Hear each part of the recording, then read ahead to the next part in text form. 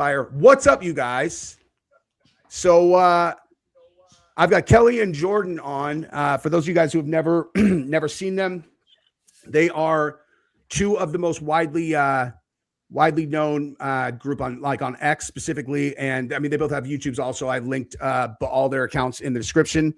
But they have been looking into the theory that Charlie Kirk is alive and that this thing was a gigantic work. And I am going to enjoy letting someone else, try to prove the case as opposed to me just constantly yelling into the ether. And then everybody's like, you're crazy. I'm like, I know I'm crazy, but also I might be right, maybe.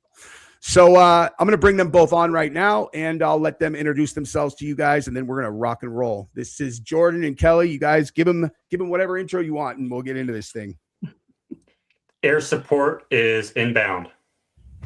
Yeah. Thank you so much for having us, Jesse. Appreciate it. It's wonderful to be here. Great to share the stage with someone who's like-minded.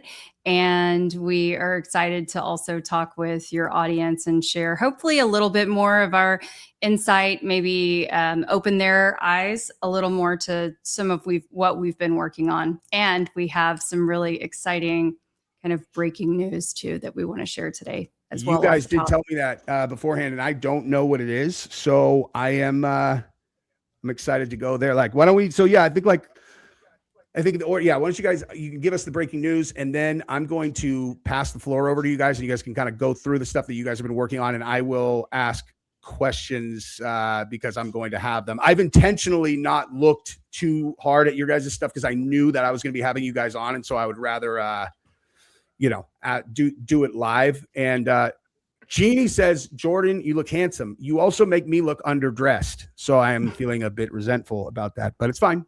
It's fine. So, you got what's the story, the new one? Well, first, thanks so much for having me on. I really appreciate it. One of the things that separates an investigation from a conspiracy theory is whether or not you're just asking questions or if you're also answering questions. One of the questions we've all had from the very beginning of this case is, what is the hand signal that Dan Flood does in the instant before the shot rings out? No one has had an answer for that. There's been a lot of debate on whether it's just a normal thing that he does for some weird reason, or if it's a defined hand signal. Most of us think it was a defined hand signal, but nobody has been able to identify exactly what hand signal it was. But today, we found a post on X with pretty low view count that figured out exactly what hand signal that was. We know what it's called. We know who came up with it. We know what it means.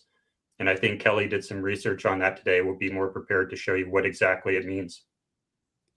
Well, that is exciting. You were not lying. I'm excited to see that. Yeah. So you guys have like the post itself, and then you show the video of him doing it, and then you can show what they say it was, and it connects. Yeah. We think it's a pretty solid hypothesis. You feel free to weigh in and let us know. It's a working hypothesis. We're always open to feedback, but we figured we'd bring it to you first and see what you have to say. Yeah. So to people really quick, I just realized in the comments, sometimes I do this. I'm like, I just assume that everybody is aware that I've done a series on a 10 or I don't know, a many part series about the theory that the Charlie Kirk assassination was actually a very well orchestrated psyop, where Charlie Kirk actually was not in fact assassinated, and he was the orchestrator of the entire thing. And I realize every time I say these words out of my mouth, I get like halfway, like my blood kind of starts running the opposite direction in my veins, because I know exactly how those words sounded to me the first time someone said them to me, where I was like, oh, okay, this guy's insane. Like this, it sounds completely insane. It sounded like something that should just discredit the person who said it to me. And then over a couple of months where it was like Inception, where he planted that seed, and then and I was covering the story. So every time that a story would come out, I would at least run it through the filter of like, okay, well, I can't really make sense of this story. what if he's alive and this is that? And like every single time it's like, well, technically that would actually explain the behavior right there. And it was a certain number of times that happened. And then me seeing the very kind of notorious sequence of videos, one of which being yours, of like you recreating what they did. And then especially the one that I showed in episode 2, where the movie effects guy from 4 years ago does a thing where he shows how they slit this guy's throat. It looks so identical to what we saw that day that I was like, whoa. And that's when I started considering it. And then the nail in the coffin, or the final piece that fell together for me was when Candace played the recording of Erica talking to the entire TPUSA team after the memorial. And she talked about their merch sales. You guys, we did 2. And I literally just went, okay, that's it. And I was actually like doing a video at the time. I'm like, bottom line, 2 options. She's a fucking alien or Charlie's alive. There's no third option, because that's what her behavior on that call is impossible. And I still wasn't there. And then I went downstairs, and then the last few pieces clicked in, and I was like, holy shit. So it literally took 2 months of me running constant simulations to get there. But then when I did the series, I have yet to have a single person where I can verify that they watched at least 3 or 4 episodes who can look me in the face and be like, oh yeah, there's no way. The most skeptical people who watch a couple of the episodes are like, oh, you know what I mean? So that's what we're doing here, because these 2 are going to run through their case as well to the people who were in here already. Like, I don't know what the fuck you're talking about. So I'm going to pass it over to you guys, and then I'm going to make myself into an observer that asks questions. I'm going to add. So whenever you guys want me to put up something new, just let me know, and I'll do that. So take it away. This is Keli. That's you. That's perfect. Or yep, that's my screen. Okay. So this works for you, right, Jordan? Yes. Yes. So this is shout out to this creator, this X account, and Corredas, I think is maybe how you say this person's name on X. But I've been in communication with this person today, and they don't even know that we're going to be sharing this today, but we were discussing about them coming on to a future try and prove it episode. And they are still working on their theory a little bit more. But one of the things that really caught our eye within their theory so far that they had hashed out, we're going to show you. And we're going to not show any actual footage of Charlie getting shot, right? This is just Okay. a photo. This right here is just a photo. And so this is the famous movement, okay, that you see Dan Flood do, right before the incident, okay, where you see him reach over and touch his bicep. Well, that has a name. I'd not seen it referred to as the snake canal, I think is how they pronounce it. Forgive me, I don't know my French, but I apparently this, as I've done a little bit more research. Yep, that's it. The canal gesture. Thank you. Okay, so I see Pat Malone 3186 in the chat has that eagle eye. They spotted it, and that is what this gesture apparently is. It's not just some baseball signal. Okay. And as I started looking into it more, it dates back at least 10 years to this French comedian who started doing this in his shows. And it's an anti-Semitic gesture. And it's supposed to be like the inverse of a Nazi signal. So And and this, just to be clear, this is the signal that he gave like right before the shot. Yes. Okay. the instant before. So yeah, because like what I've always interpreted those signals to be just at the very end, and I mean, I obviously this is all just total hypothesis, but when I watch it, first of all, one thing that I saw is that I don't think that Charlie may initiate it initially, but I am pretty sure that that guy who is there's the so like if this is so if Charlie's facing this way, the guy that is directly to his right and is outside of the ropes wearing a red hat, who's a big guy and he's kind of leaning over, I'm pretty sure that guy is also in on it. And I think he actually initiates the very first, like he's the first one who moved that I saw. But also the reason why I think he's in it is because when Charlie gets shot, that guy does not react at all. He's right there. And he just sits there just completely chilling. He's leaning on it like he's seen this movie 10,000 times, you know, like he just does not move at all. But I also just assumed that what those probably meant were they're like ready, boom, because all of them do something like it's like it's like boom, boom, boom, boom, and then he does this, and he's the one who's going to catch Charlie. So it's like yes. I always assumed that it was like ready, boom. Go. I mean, so it's a variety of signals. And so I'm going to show you real quick and folks can look it up for themselves. This is the comedian. He has, received a ton of, and let's see, this video is from, you can see 12 years ago. There's a soccer player who now has retired, but he was a world-renowned soccer player, and we can pull him up in just a second. But he actually did the signal. He got in trouble. Tony Parker, who used to play for the San Antonio Spurs, he did the signal at one point. So there were a lot of people who were doing the signal, but this comedian is known for being the kind of originator of it.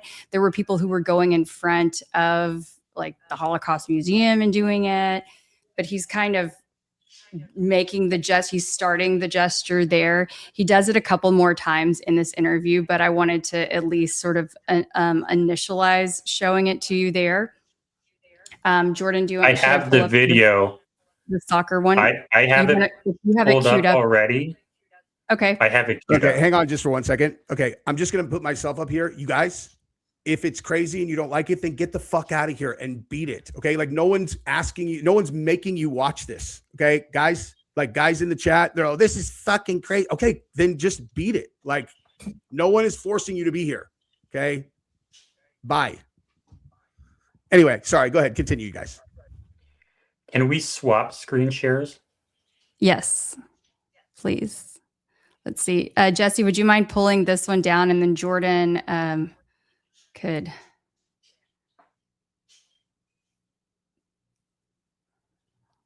Let's see, you could take this one off as well. And then Jordan could put his screen up. Sorry, we're complicated. Or Keli, do you have it?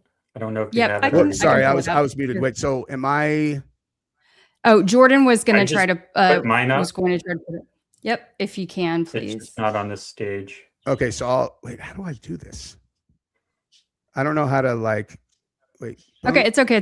Just I almost kicked you by accident. I'm trying to figure out how to take this one down. That's okay. Have you guys ever done this on when you're trying to help someone else do it? Oh, yes. Yeah, you click remove from stage. I think you already did that on Kelly's. Then you go to mine and then hover over it, and it should give you the option to add to stage. Otherwise, mine I is add with a soccer player. Yeah. Here we go. I'm on it. I'm on it already. If you just want to. Oh, the soccer player right there. Yep. There we go. Guys, some guy. The thing is I unsubbed for you a while ago, but now you come here and yell at us on Kelly's stage. No, I'm yelling at the handful of people who are screaming in the chat. This is crazy. I'm unsubbing. It's like, okay, fine, dude. I'm believe me, I promise. There's 3,100 people in here. I'm not yelling at you unless you're doing that. Okay. Okay.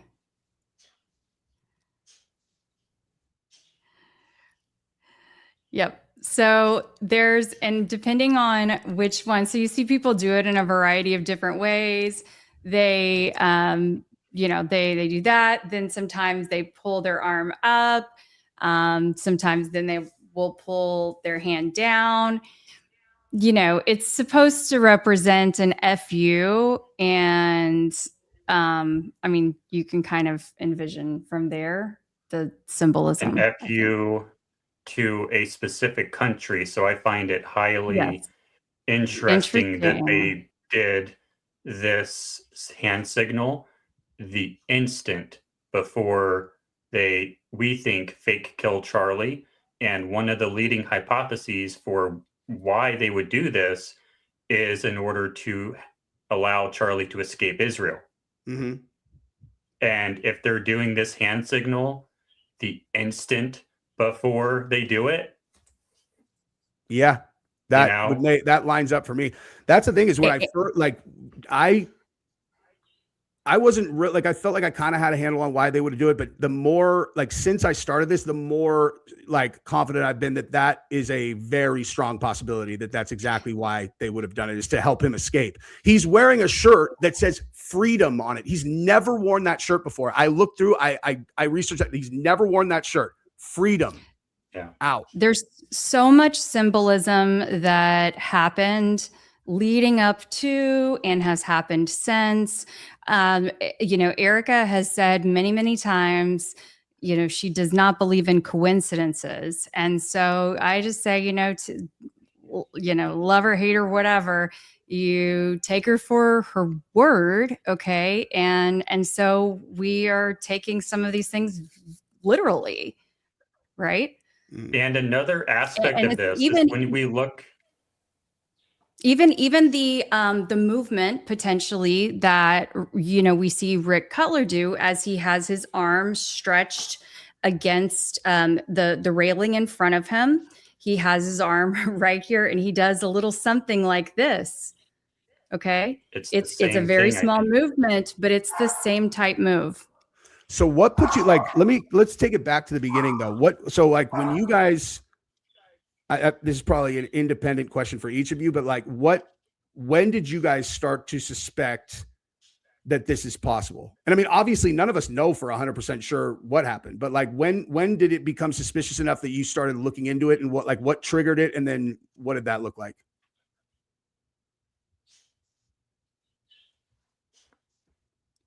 Go ahead, Jordan. Keli Jordan, first, since she was the first one. Keli was the first one, so I think she muted. My dog is barking, so I'm going to go grab my dog real fast because he's barking. Okay, so you go for it, Jordan. I'll go for it first. So I started off without really any strong hypothesis for a while. I wasn't going to say anything about it online publicly for a while. I thought it might have even taken me a year or 2 years to even come to any sort of content on it, because that's my experience with another case that I worked on. It took me like a year or 2 years to come up with a conclusion. But I went through a lot of the theories. I did some physics simulations on Blender to try to figure out what could have explained the shirt behavior and the necklace behavior. And a turning point there was when I did that simulation and I found out that he basically has to have a leaf blower in his lap in order to get the shirt to do that. And in order to get the necklace to do that, I simulated cavitation, didn't work, simulated all these other things, none of it worked in the computer. And then they also did some field tests with cavitation as well that didn't work to recreate the same shirt behavior and the same necklace behavior. When you say that you simulated in the computer, can you elaborate on that a little bit? So Blender is 3D animation software. It's artistic software. It's not science software, but it does have physics simulations. So if you want to simulate a shaped charge, you can put a force that simulates a shaped charge on a 3D model in the computer with cloth simulations and necklace simulations and see what it would actually do. So that's what I did in order to find out that this is kind of scary, but he had to have had some kind of explosive device or some kind of leaf blower or something in his lap. Because when I test that, it works perfectly. I was able to reproduce the necklace and the shirt behavior, no problem. But nothing up here is going to cause that. Nothing here's like none of this stuff is going to work in the computer. And then it's verified out in the field with Range Day Bro and Peak Prosperity. They did that test and their results matched the computer. So, and like it's radial expansion of the necklace, not a linear force vector going up, starting at the pendant. That happens when you have a leaf blower in the lap. So that was a scary moment. It's like what on earth is going on here? I was not aware of the fake death theory at that point in time. But once I became aware of that theory, I wasn't latching onto it because it was just math. It was a physicist, all guys who went on to Trigger Smart, and it was just talking about the math of the crack thump delays, putting the rifle round into the van and not into Charlie Kirk. I felt that was compelling, but not enough to adopt the fake death theory. But then later, I saw that Keli Rabon on Trigger Smart seemed like a pretty normal, reasonable person. And she mentioned that she was on fake death theory. I thought that was odd. And so who, that I'm gave sorry, it a who lot was more that? credibility. Who was that? Keli, right here. Oh, okay. I was gonna say, I was like, oh, there's another. Yeah. Okay, got it. Yeah. Sorry. No, Keli, right here. So that got me even more interested in it. And then I decided to look deeper into it, and I found out there was a course, like a 4-hour long course online on squibs. So I took that course, and through taking that course, I realized that there's a problem that happens when you try to apply this squib technology to live theater, which is essentially what Charlie Kirk at UVU was. You can't stop the camera. You can't control camera angles. You can't control lighting. You can't control any of these things like you can in film. What you need to do is you need to cut the prosthetic in order to let blood out. You must do that. If you pre-cut the prosthetic for Charlie Kirk and he lifts his head, it comes open and you can see it. If he turns his head too sharply and you just glued it, it might come open. Or when you pressurize it with blood, it might pop out one of the seams. So you have to come up with a way to cut the prosthetic at the moment of blood delivery. So I thought, well, we have something shooting directly into his neck, it looks like, from down here. I wonder if that's what that was doing. Not causing a lethal injury, but cutting the prosthetic. And once I realized that, that's when I adopted fake death theory, because it's the only theory that actually makes sense of that. Keli? So you just to follow up on that. Well, first of all, just as a kind of a broader comment, the way that you analyzed this is through you are looking at this. How could this thing that you saw happen if you can't recreate it? And the reason why I'm asking that is I'm always very interested in how people analyze things, because they analyze the same event very differently. Like Valhalla, when I did the first episode, and he watched it, I had a whole different I was going to do different episodes in a different order, but he was like, I can't even watch this. He's like, if you can't tell me how I saw cavitation that matches what I've seen in real life, then what are we talking about? And I was like, oh, because it just didn't dawn on me, because I was basing my thing on all of their behavior. I was like mine was exclusively on their behavior. I'm like, there's some way to explain that, but so you're that's interesting. And everything you said, I was like, I want to hear a lot more about that. So do you feel like you have a specific method with which they were able to recreate that? Yeah, and I have notes here that I can go into once we really get down into it. Okay. Once Keli shares. Awesome. Yeah. So Keli, tell me your process.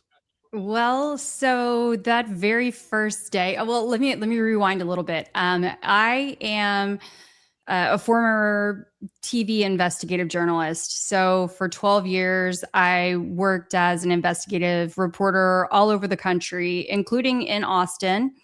And my last stop was in Houston, Texas, where I live now. But I've been out of the game for a little bit. When I saw what happened that day, right away, I started screen recording videos on X, but something about it just felt off. The amount of blood and the way that I saw the blood come from his neck, just something about it just didn't sit right with me. But I couldn't put my finger on it. And really, I have to credit my son, who at the time was 9. he saw the video, and you guys can call me a bad mom or whatever, but the reality is kids see things these days. And when he saw the video, he was the first one to tell me the term blood squib. And I had never heard that term before. Like, I thought that it was potentially faked based on contextual clues. And I really felt that way when I saw Erica on, was it the 12th or the 13th, when she made her address to the nation. The first one? Yes, the very first one. When she was standing behind Charlie's chair, I called my mom and I said, "Mom, this looks like a really bad Lifetime movie."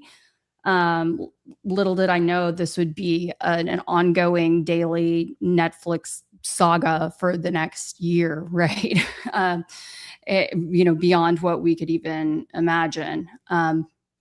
But I just could tell, like, I had a visceral reaction to her right away. I could tell, like, I felt evil through the screen. I'll just say that.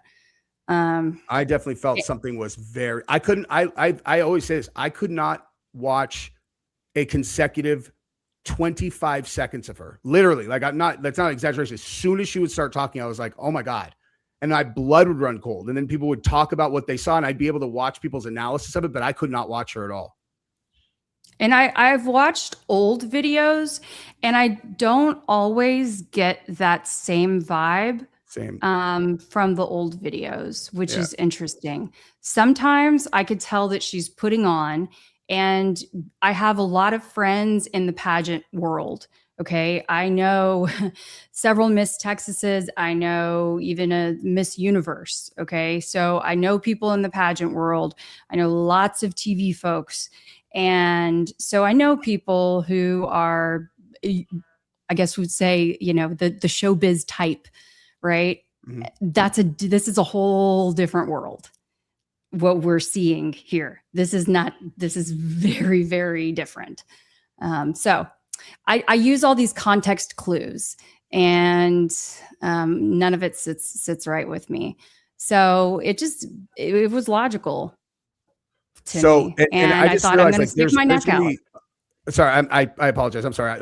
I was just going to say to the chat, what I think I want to do throughout this one, because I see a lot of actual good input here, is I'm just going to watch the chat, and then I'm going to throw things up on the screen that for the chat to think about, and then for us to think about, and then we can kind of address those things later on. I apologize. Go ahead, Keli. Oh yeah. So I knew that it was going to be controversial, but I had to just go ahead and do something. I could not just sit back and keep my thoughts and opinions to myself. Now, I have a large Instagram following. That has been my kind of bread and butter for a long time, as a social media world. But X was harder to break into, and YouTube was harder to break into. So anyway, once I was able to do that, I was able to finally connect with people who I could start to really investigate with. Is anybody else hearing this? It's saying the audio is echoing. I do not hear an echo. Does anybody else in the chat hear that? Go ahead. Sorry, keep going. I just wanted to see. No, that's fine. Okay. So I don't have the resources to be able, or the time. I'm a single mom. I have 2 little boys. And so I don't have the resources or the time to be able to try to recreate the event myself. But I do have the know-how when it comes to investigating logistics. I mean, I started pulling the 990s right away. I have the know-how when it comes to investigating a nonprofit, investigating people, investigating backgrounds. And of course, they just kept giving us so much material. And so that's how I started putting my case together. But once Jordan got into we were able to connect. It was great for him to be able to put his interest in the physical side of things, and then my interest in the contextual side of things together. That's awesome. So I just changed the audio in case, and I don't know, most people said it was fine, but I put the audio in my ear in case it's me. Okay. So yeah, I mean, so okay, so when you guys first connected, well, actually, tell me, Keli, real quick about when you were suspicious of Erica. There was something off. Like, so what were some of the things that, like, when did you get to that you thought that they faked it? Like, was there like a moment where you entertained? And again, like, to everybody in the chat, like, there's like whoever thinks they know for sure what happened in this case, I promise you don't. Like, no one knows for sure. So it's just a matter of like, I mean, everybody's investigating all kinds of stuff. But the only theory that I've seen that has at least an answer for every problem. Everyone agrees this right here is a problem. Like this can't, like, doesn't make any sense. The only theory that I've seen that answers all of them is this one. You know, Now they're saying that there's an echo. well, no, I actually am hearing. Okay. Yeah. So it's on, I think it's on your end, Keli, because now I can hear it actually, now that I have headphones in. Okay. I don't hear any. I do on hers for some reason, but it's not terrible. Okay.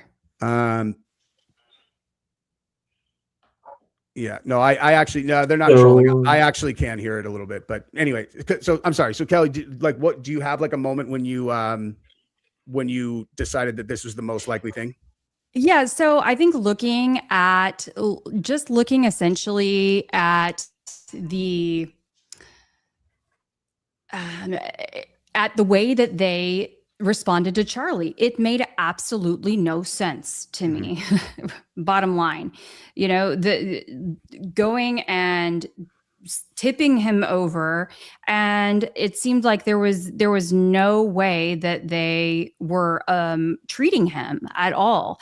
And right away I started looking into Dan Flood's background, Brian Harpole's background, and I found that Brian Harpole had certifications a mile long. Dan Flood had training. I mean, Brian Harpole has an immense amount of training.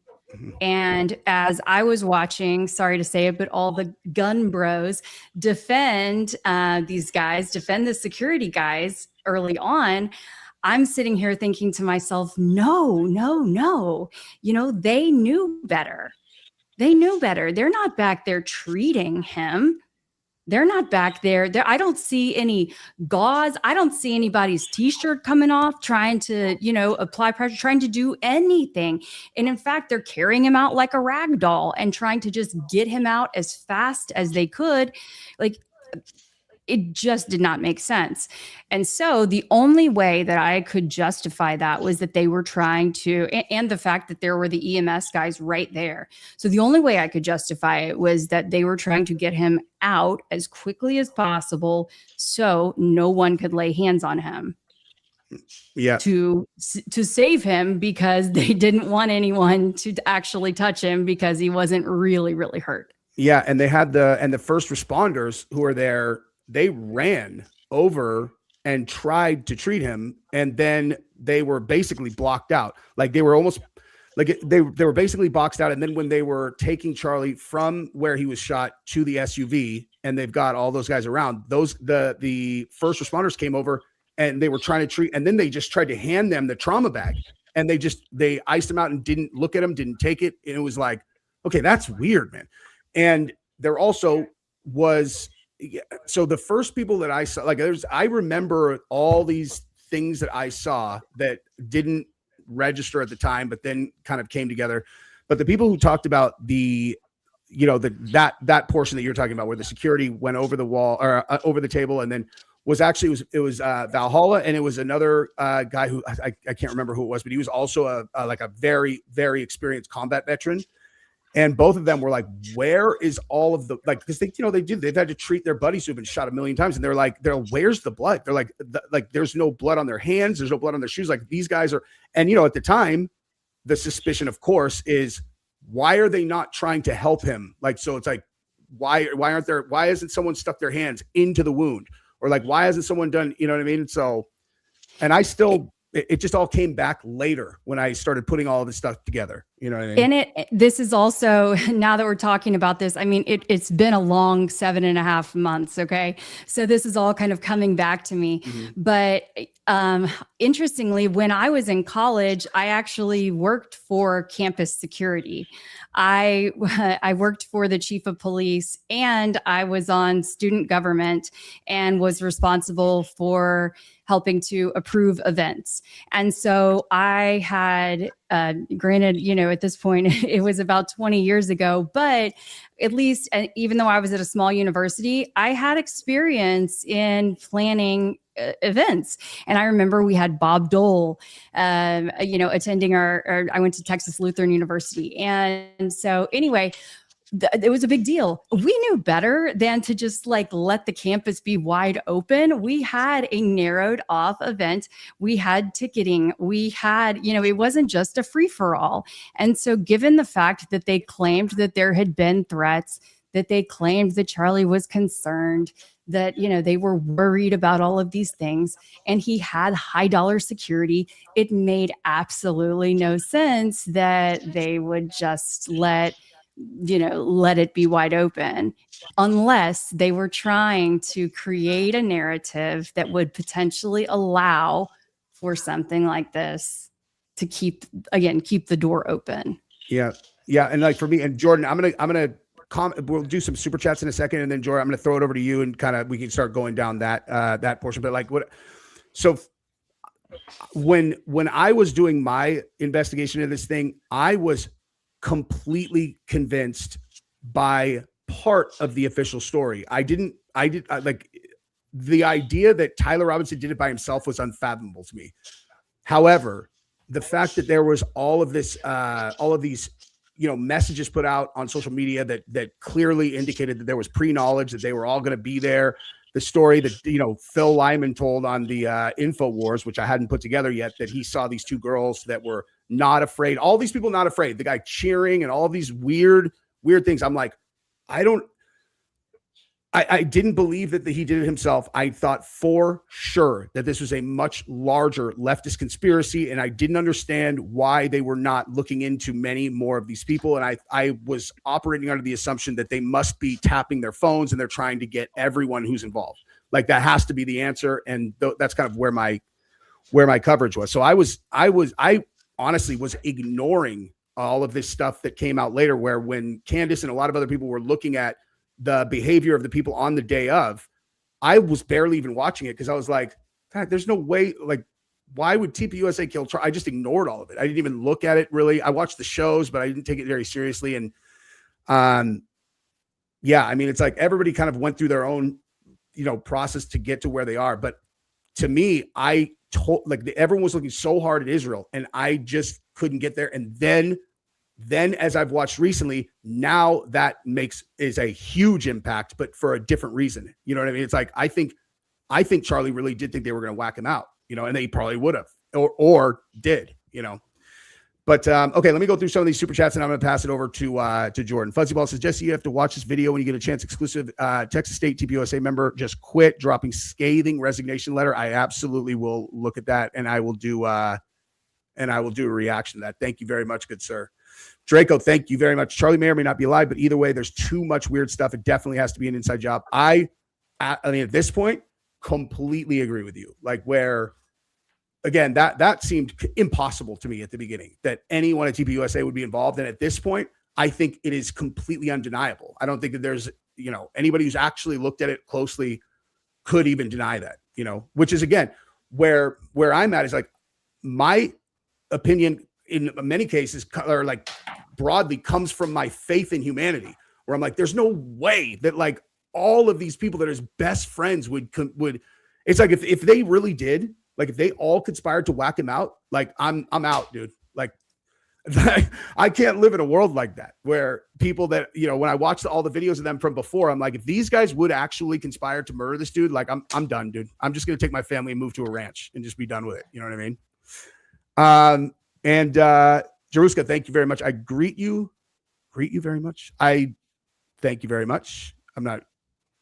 And then Mandy says, did Jordan ask if you had a moment to talk about your car's extended warranty? Nope. I do not know what that means. Oh, because of the suit? Because of the suit? Okay. Blake, Cute. dude, you can't. No, we can't reschedule the debate, my man. You canceled and lied. Audio. Oh, sorry. We did the echo thing. And Jen, thank you for pointing that out. Hit the light. I commented. I'm helping. Thank you very much, good sir. Noel says, hey, Jesse, I think Charlie did plan to fake his death, and he was double-crossed when they got him in the car for real. It explains the lies, Scaricas. So this particular, I'm glad you brought this up, because this theory, I think, does the best job of demonstrating how palpable and impactful it is when people see something with their own eyes. Because it's one of those things where, like, if people like, if you can look at what happened at the campus and go, you know what? They really might have faked this thing. But then I think they killed him in the car. What you're saying actually is that seeing the event yourself has literally turned it into an unmitigated fact that he's now dead, because that makes no sense. You know what I mean? Like there's literally no, and I'm not saying this to like attack you. I'm saying like there is absolutely zero realistic evidence that if they faked it and got him out of there alive, that then he got killed later, because all of their behavior after the event supports the exact opposite of that. But anyway, appreciate the super chat. Thank you very much. Casey News, thank you very much. And almost done with these things. All right. So T. Kurtz, thank you for the super chat. My best friend was killed in 2009 to a slashing wound to his neck. Crime pics showed blood on the walls, the floors, the hallway, into the bathroom, into the living room. CK blood loss does not remotely compare. See, and I'm sorry about your friend. And I have basically anyone I know who has any experience with serious trauma, like especially if someone dies from the trauma, and in many, from blood loss, especially, that is one of the things that they all describe. They're like, you can't even fathom how much blood there was. Like they just, it seems impossible that amount of blood could like fit in the body. They all say that. And I haven't seen that personally. And if I had, I wouldn't tell you. I'm just kidding. But yeah, I mean, so whenever I say there's no blood, people comment to me about the blood that's on his shirt. And I'm like, I don't mean like there's no blood. I mean, like there is a shockingly enormous gap between what we saw initially and what came afterwards. He's wearing a white shirt. The white shirt should be absolutely drenched in blood. Every single person who's a nurse, doctor, anyone who I've talked to, or combat veterans, every single one of them goes, I'm like, is there any scenario where the white shirt would not be just in there? Like, no, there's no, like, no. In my experience, drenched completely, and there'd be blood all over everybody. The tent, the tablecloth, the grass, the everything. Yeah. Mm-hmm.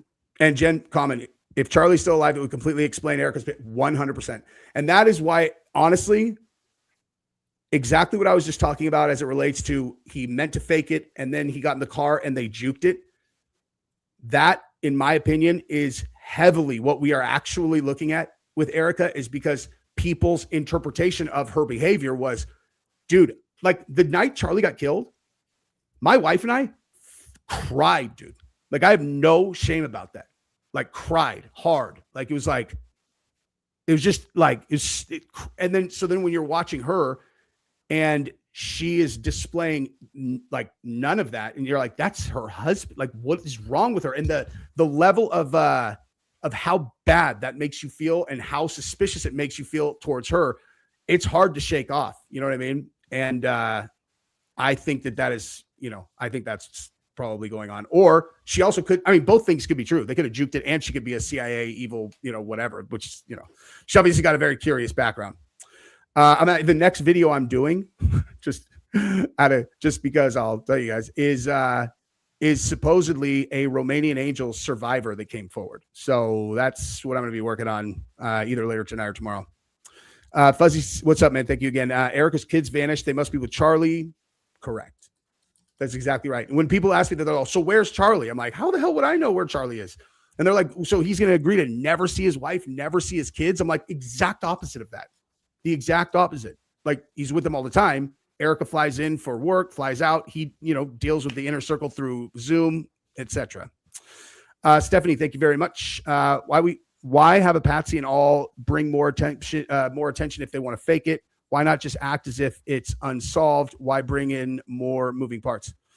I mean, it's a good question. And honestly, the Tyler Robinson portion is the one where I can't square whether or not he is an unwitting patsy, a partner, someone who they got into his search history or whatever, like saw that he was downloading horrific darknet, videos. Cause there's stuff that someone could consume that in my opinion is like, you're done. You know what I mean? Like, I don't care. Like if you're watching that, like if you guys have ever looked into what kind of stuff is on the dark web, like if you want to go as hardcore as it gets, a person who would intentionally watch that stuff more than even if you wanted to watch it once, you're on thin ice with me once. If it's something that someone was consistently watching, I'd be like, that guy can go. Like that dude can go. So maybe it's that, or they're in on it. You know what I mean? And Draco, thank you very much. Very generous. George Zinn, this is exactly why I'm suspicious of that. George Zinn pulled his pants down during the CK yelling, I did it. Did an interview remembering 9/11, threatened Salt Lake City. Exactly. And then the day after he said, I was supposed to get money, he gets charged with kitty corn, right? And then he's off the map. So I think that they might have blackmailed him and then he broke the terms and then they rung him up. You know what I mean? Nancy, thank you very much. Absolutely love your show. But what would the whole point of faking his death be? He would have to hide away the rest of his go watch. Okay, so there's a link in my description, the Manufactured Martyr. I go through all of that stuff. And a lot of that is actually just in the first episode. And then Camille, will we ever see Charlie again? No chance. This is a one-way ticket. And, but his inner circle will see him all the time. Okay. Sorry about that. We're going to cut that off. And Jordan, rock and roll, my dude. Tell us about your process and all of the things you did to kind of recreate it. And also I'm very curious how you think that they actually created that, the rupture in the prosthetic and all of that. Sure. Perfect. So I'm going to start presenting a little bit of background, and then we'll get into the nitty-gritty on exactly what visual anomalies we see, and then how we rule out some other theories, and then we'll get into the very specific sequence of events that I believe happened that explain every single visual anomaly. First, I want to note that Keli and I are close collaborators, co-hosts, but we do not necessarily agree on everything. I may say things that Keli disagrees with, and Keli might say things I disagree with. If you guys shoot me the link to your guys' collaborative show, I'll put that in the description right now because I have your guys' shows, but not that. I got it, Jordan. I'll do it. And Keli will. Thank you. I want to start off here with a note on science. What is the best pathway to truth? If we want to find out what happened to Charlie Kirk for sure, what's the best pathway to finding out for sure?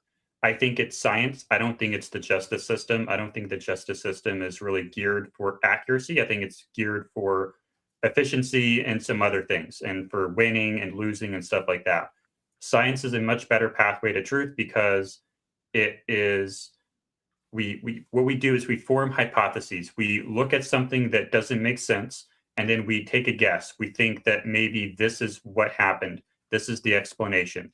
And then we test that hypothesis to find out whether or not that hypothesis explanation can actually reproduce what we see. Once we demonstrate that something can,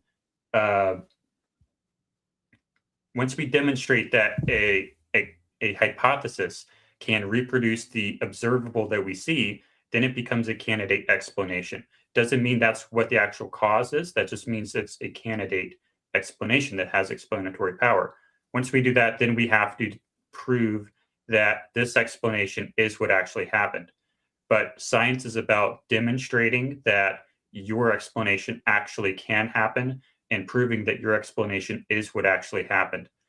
So what I'll start with is, why do I think, and I think Keli, why do we think it was faked? Just real fast, my primary reason is the shirt behavior, the way the shirt pulls up to his ear. I find that highly anomalous for any weapon system whatsoever. We also have no exit wound, which is yet to be reproduced with a weapon system, or with a 30-06 or comparable round. They've tried all the specialty rounds, none of them work. They all exit when it's chambered in 30-06. Also, if the mission objective is to kill, you would just shoot him from the Losi Center. We have all these other theories about exploding microphone, the drones, the pistol gun, all these other crazy conspiracy theories but all of them share the same objective, which is to kill. But if that is your mission objective, you would go with the most reliable kill method, which is a gunshot wound. And you already have a rifle on the low-Z roof, I think, that is firing a shot. So, because we have audio telling us that, so you would just shoot him. So, like, what's going on here? It doesn't work if that's the mission objective. You would use the simplest, most effective option. And then Keli and Jesse's reason is to contextual behavioral patterns afterward, which appear to be incompatible with any normative presentation of grief, guilt, or anxiety. In large numbers, these presentations are difficult to explain under the death model. However, they become palatable once you go into the faked death model. First, let's start off with some of the anomalies in the case, just contextual, that tell us that maybe something else is going on. First of all, we have no interim CEO after the CEO passes. That's pretty unusual. They appoint a wife, a spouse, within, I think, the first week. That's highly anomalous. The wife exerts right to a speedy trial, which is highly anomalous. That's not something that the victim does. That's something that the defendant does. We also have the body flown on Air Force Two, which is the only time in history where a private citizen's body has been flown on Air Force Two. That is not just an anomaly. That is the first time that has ever happened. We also have the entire federal government present in one room for a private citizen's memorial, which presents a lot of issues for continuity of government if something were to happen there. And there's no context for that. There's no precedent for that. For basically the entire cabinet, all of the succession for presidency, all in one room for a private citizen's memorial. This is more consistent with the death of a former or sitting president, not with a private citizen. We also have an immediate FBI involvement despite no federal case. So we have a lot of odd things with the federal government with this case. And we also have some odd things with TPUSA. Do these things mean it's fake? No, it just means that we should look a lot closer at this case. But how do we arrive at the conclusion it was a squib and not something else? Well, do we have the... Yes, I can start pulling up photos. Can we pull up the belly bulge photo? I think it's on my Yes. X if you don't already have it. Yep. I have one of those. Hey, I can relate to this guy. I thought it was fake from day one. Everyone said I was nuts. I know what that feels like. One moment. So I'll go ahead and list them out while she does that. Okay. How do we arrive at the conclusion it was a squib and not something else? First of all, we have a bulge on Charlie Kirk's belly that is present in nearly every single photograph of that part of his body. There's a pronounced bulge under his shirt. We also have a photo of his lip that appears as though he has a full face prosthetic on it.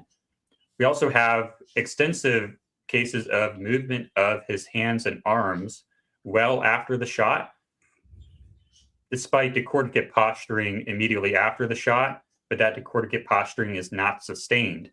Typically, when you go into that posture, you would expect it to be maintained, but it is not.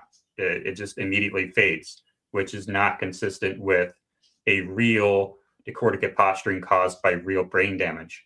But we have cases where his wrist flips up when not acted on by an outside force. We have cases of his fingers appearing to move like that when not acted on by outside forces.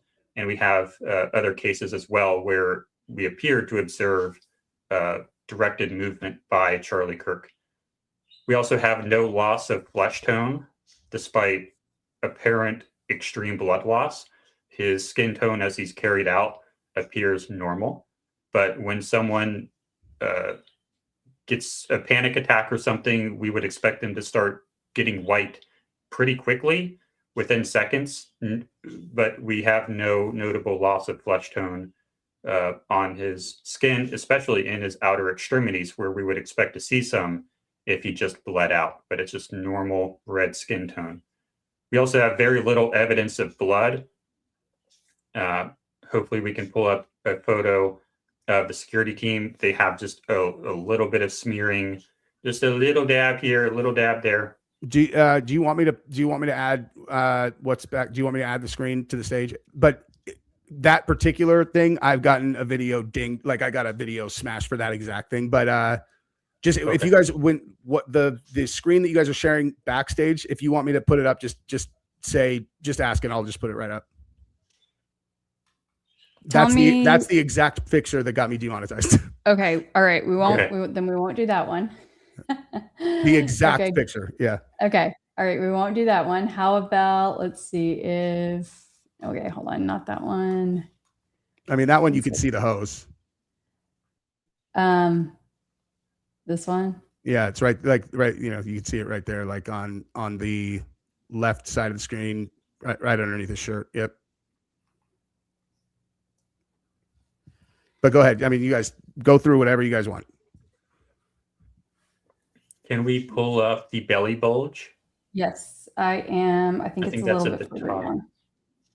Oh, you think it's at the top? Okay. No, because we just did that Sunday. Is that I think that's my profile. This is yours. Yeah, that's my profile. Yeah, Yep. It's at the top because we just did this Sunday. It's right there at the top on the right. There we go. Yeah. So we have a pronounced belly bulge on Charlie Kirk. And we'll get into the picture on the right there soon, where I reproduce that exact belly bulge within the context of squid. We also have the lip photo. Would we be able to pull that up?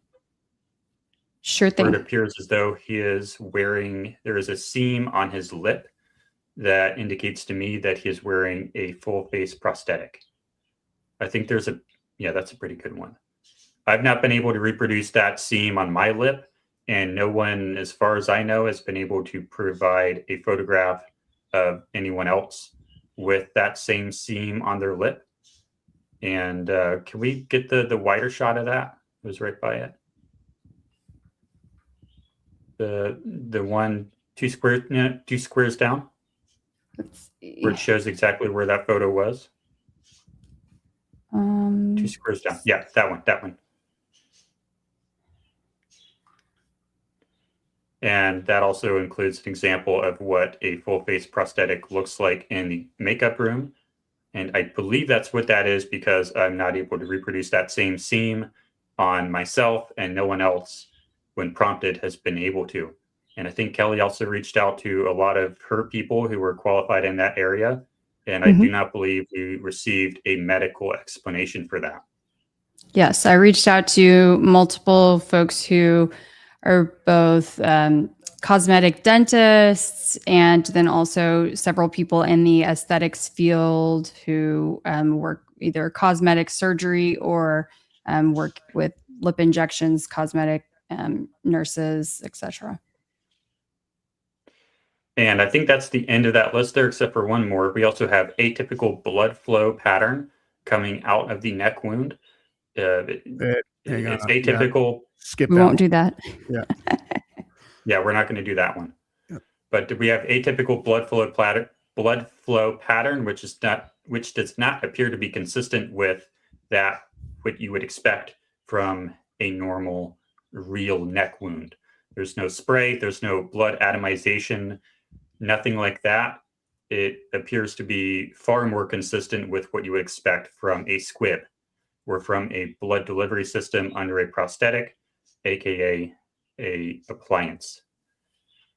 Moving on to visual anomalies that we see of the event directly around the time of the shot. The first thing we see, can we pull up my profile banner, Sure.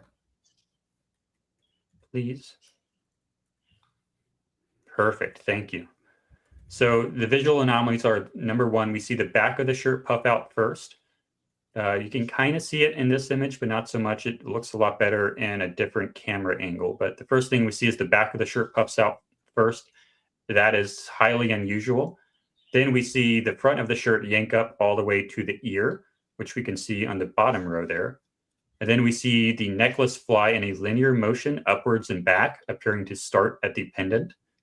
Then we see apparent white smoke billowing out of the shirt, in a couple video frames, there's like this white mist kind of coming out. Yeah, we're cooked on this. We also picture for see sure. we are. Yeah, for sure. On my channel, 1,000%. Probably, I mean, That's crazy. 95% cooked. Like I'll end up That's having crazy, they'll man. make me they'll make 100% actually. Yep. I mean, there's the only That's chance we have is crazy. that, we should take it off. Like unless but I mean people have seen it now. But yeah, only because it's small, maybe, but probably. That's crazy. It must be because it's a bigger channel. I've had probably 12 to 13 videos get slammed. Yeah. And like every time I look, I'm like, what? Like, dude, I get them where there's something like that. And I have a gigantic censored over 80% of it. And they still demonetize. And then I feel it. It makes no sense. I don't know. But like, then will they let you cut that part? And then sometimes I've been able to cut it out. And then, and other times it has, okay. Well, fingers crossed. Yeah. Why do we take my X off then? Just so that we don't accidentally show something. I think we're done with the image sharing. Okay. If we can get that off the stage. Perfect. All right. So then we have blood appearing thick and coagulated, which is inconsistent with coming from a recently alive host. A lot of doctors have said that it's way too thick to have come from a living person. I'll be a fake body in the casket because the hands are the incorrect size compared to Erica Kirk's. Do you have your fake hands? Oh, Kelly? Yes, I can grab this real quick.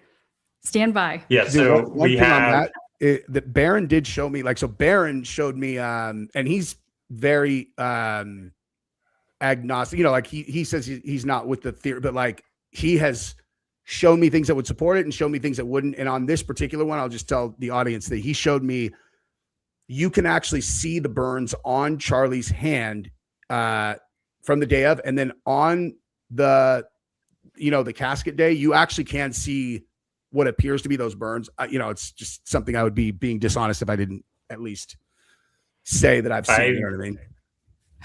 I've done transparencies with that. Are you ready for this? Yep. That's what the hands look like. And the biggest issue is they're just way too small. We have a photo of Charlie's hand up against Erica's hand at the same plane, at the same distance, at the same focal length. And his hand is twice as big as Erica's. But when we look at the casket video posted to Erica Kirk's Instagram, her hand is directly up against the body's hands, and they're the same size. So this cannot be accounted for by optics, by lens, by anything like that, not by depth, not by anything like that. The hands are simply the wrong size. So it is either a different body, not Charlie Kirk's, or it is a fake body like Keli is demonstrating there. We have the objection raised of the burn marks. However, those burn marks do not line up when you do a transparency. When you put one transparent over the other, they do not match. They're close, but they're not a match. According to the work that I've done, I could be wrong, but I could not get them to match. They were different. And those could also be painted on later. And I also think that what we're actually seeing are not burn marks. They're just blood spatter. All right. We also have uncertainty around whether the autopsy was performed. And we also have him not buried after 90 days, allegedly. We also have we still have Charlie Kirk on the board on the TPUSA website, like 7 months after. I last checked it 7 months after, which is highly anomalous. Okay, real quickly, I will go through all the other theories and how I've rolled them out as to what physically happened to Charlie Kirk. We have the origin of shirt deformation. Okay, the exploding microphone theory first, because that's the most dominant one. We can rule that out because the origin of shirt deformation, which is down here, that is inconsistent with an actual origin point up here. Our origin point of shirt deformation is down here, which is greater than a foot away from the proposed origin. So that is inconsistent, and that alone rules out that theory. It's simply in the wrong spot. We also have lack of exhaust. So if we're going to go with the exploding pendant theory, there is no exhaust going opposite the direction of travel if there is a shape charge inside the pendant here. Like, I have to go, I'm super thin. So if you have a shape charge inside the pendant here going down in order to propel the pendant up, you would expect to see vapor going opposite the direction of projectile travel, but instead we see it going the same direction as projectile travel. So the explosion, overpressure, whatever it is, cannot be coming from the projectile itself. Otherwise, we would see the shirt go down, not up. Shirt necklace behavior cannot be explained by electrocution, so we can rule that out. Cavitation causes radial expansion of the necklace, not linear thrust vector as observed. So it is not a rifle shot causing the shirt or the necklace behavior. The palm pistol theory has no recoil. It is out of time. It is like a few frames late, and you would not expect to see cavitation for such a small bullet. So that does not explain the shirt or necklace behavior. The drone theory observations are better explained by the dragonflies that are verified to be present. Spy planes theory is ruled out by incompatible mission profile designs. The Hades spy plane is designed for launching aircraft at flight altitude, at cruising altitude, which is tens of thousands of feet in the air, not 200 feet AGL. So we can rule that out because that's not where you deploy drones.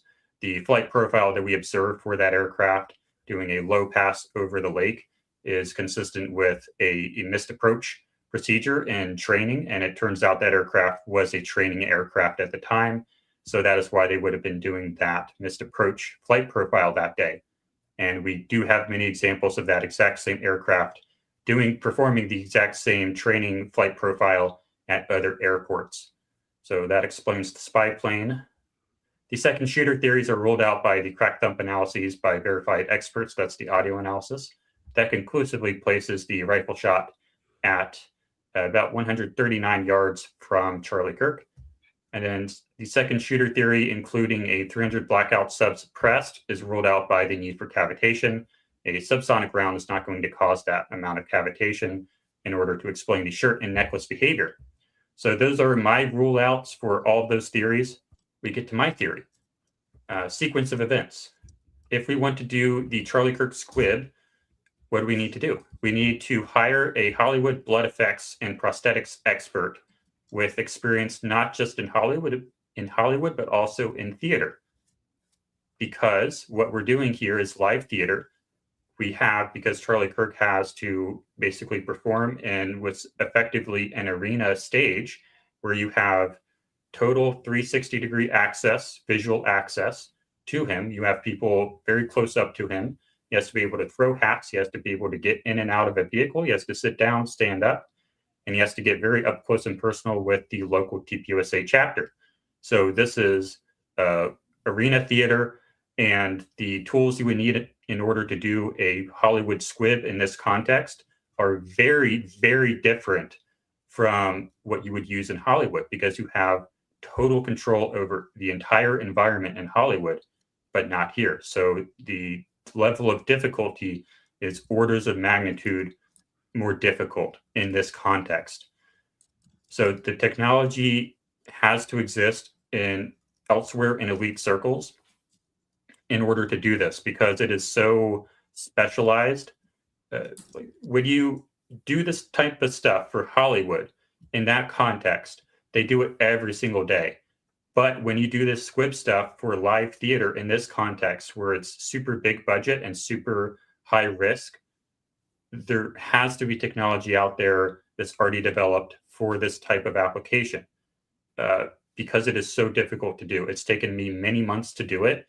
I'm not working on it full time, but I've seen how many problems you have to solve that are not present in the Hollywood application. Why? Because in Hollywood, you can turn the camera off, you can do multiple takes, you can go up to the actor and cut it, and then do another take with it cut. If it doesn't work, it's no big deal. You don't have to have the same disguisability, you don't have to have the same comfort, and you do not have to have the same durability, because you're not sending the actor out into the real world with real people who are not in on it in order to walk around, sit down, stand up, not have any hoses connected to him, not have any wires connected to him. He has to, like, the level of difficulty here is significantly more than in Hollywood. So you need a cutting mechanism, and you also have extreme mobility, disguisability, and durability requirements. So you need a specialist in this use case, not in Hollywood, but in theater applications. Once you have that expert with that hopefully pre-designed system, you have to rehearse with an actor who's not Charlie Kirk, who's not related to this, many times in order to ensure reliability. That's the stage I'm in right now with Keli. We are ensuring reliability. We're doing the engineering. We're making it better and better and better until we're sure that it's going to work for the final test. Once you're at that point where you can do it, where you have the reliability down, you rehearse with everyone at TPUSA and at UVU who is going to be involved. And you do this rehearsal at Fort Huachuca. You do some rehearsals there, you get everyone on the same page. You need that rehearsal. It needs to be in a secure location so no one sees you. That's why you need Fort Huachuca, because this is a pretty complicated operation that you need to get going. And like we've seen myself and Keli doing this, when it's just two of us, only doing a fraction of the total operation, we need rehearsals. So that's why you need Fort Huachuca, is to do rehearsals with everyone to make sure everyone knows exactly what their job is in this operation. And this is a complicated operation because you're coordinating so many different people, so many moving parts in order to get this to actually work. When you think about it just in a speculative sense, you might not realize how many steps are involved in actually getting this to work. You only realize that once you actually take your theory out into the field, out into a real remote random field in the middle of nowhere. That's when you learn how complicated it is. That's when you learn why you need Fort Huachuca. So on the day of, this is your timeline of events. At about 4 to 5 a.m. in the morning, Charlie Kirk is suited up. You have the prosthetic applied. You have most of the gas solenoids. You have the battery, all the stuff applied to him at about 4 or 5 a.m. in the morning at his house before he leaves. That's the best place to do it. And then once he gets to Utah, he has his interview with the entrepreneur guy. And after that, he has a costume change. He has a clothing change. And during that clothing change, you're probably going to do prop load. You're going to put your CO2 gas canisters on him. And you're also going to put the Freedom shirt on and all this other stuff on him. But that'll take like 4 to 5 minutes to do. After the interview and with the entrepreneur guy, you're going to complete, I just did that part. Okay. So the white shirt that he has is the Sun Defender shirt here. You're going to use this shirt because it reflects sunlight. This is the exact shirt that he had on. It's ordered through Graphic Goat as a sample order. We have our Graphic Goat logo right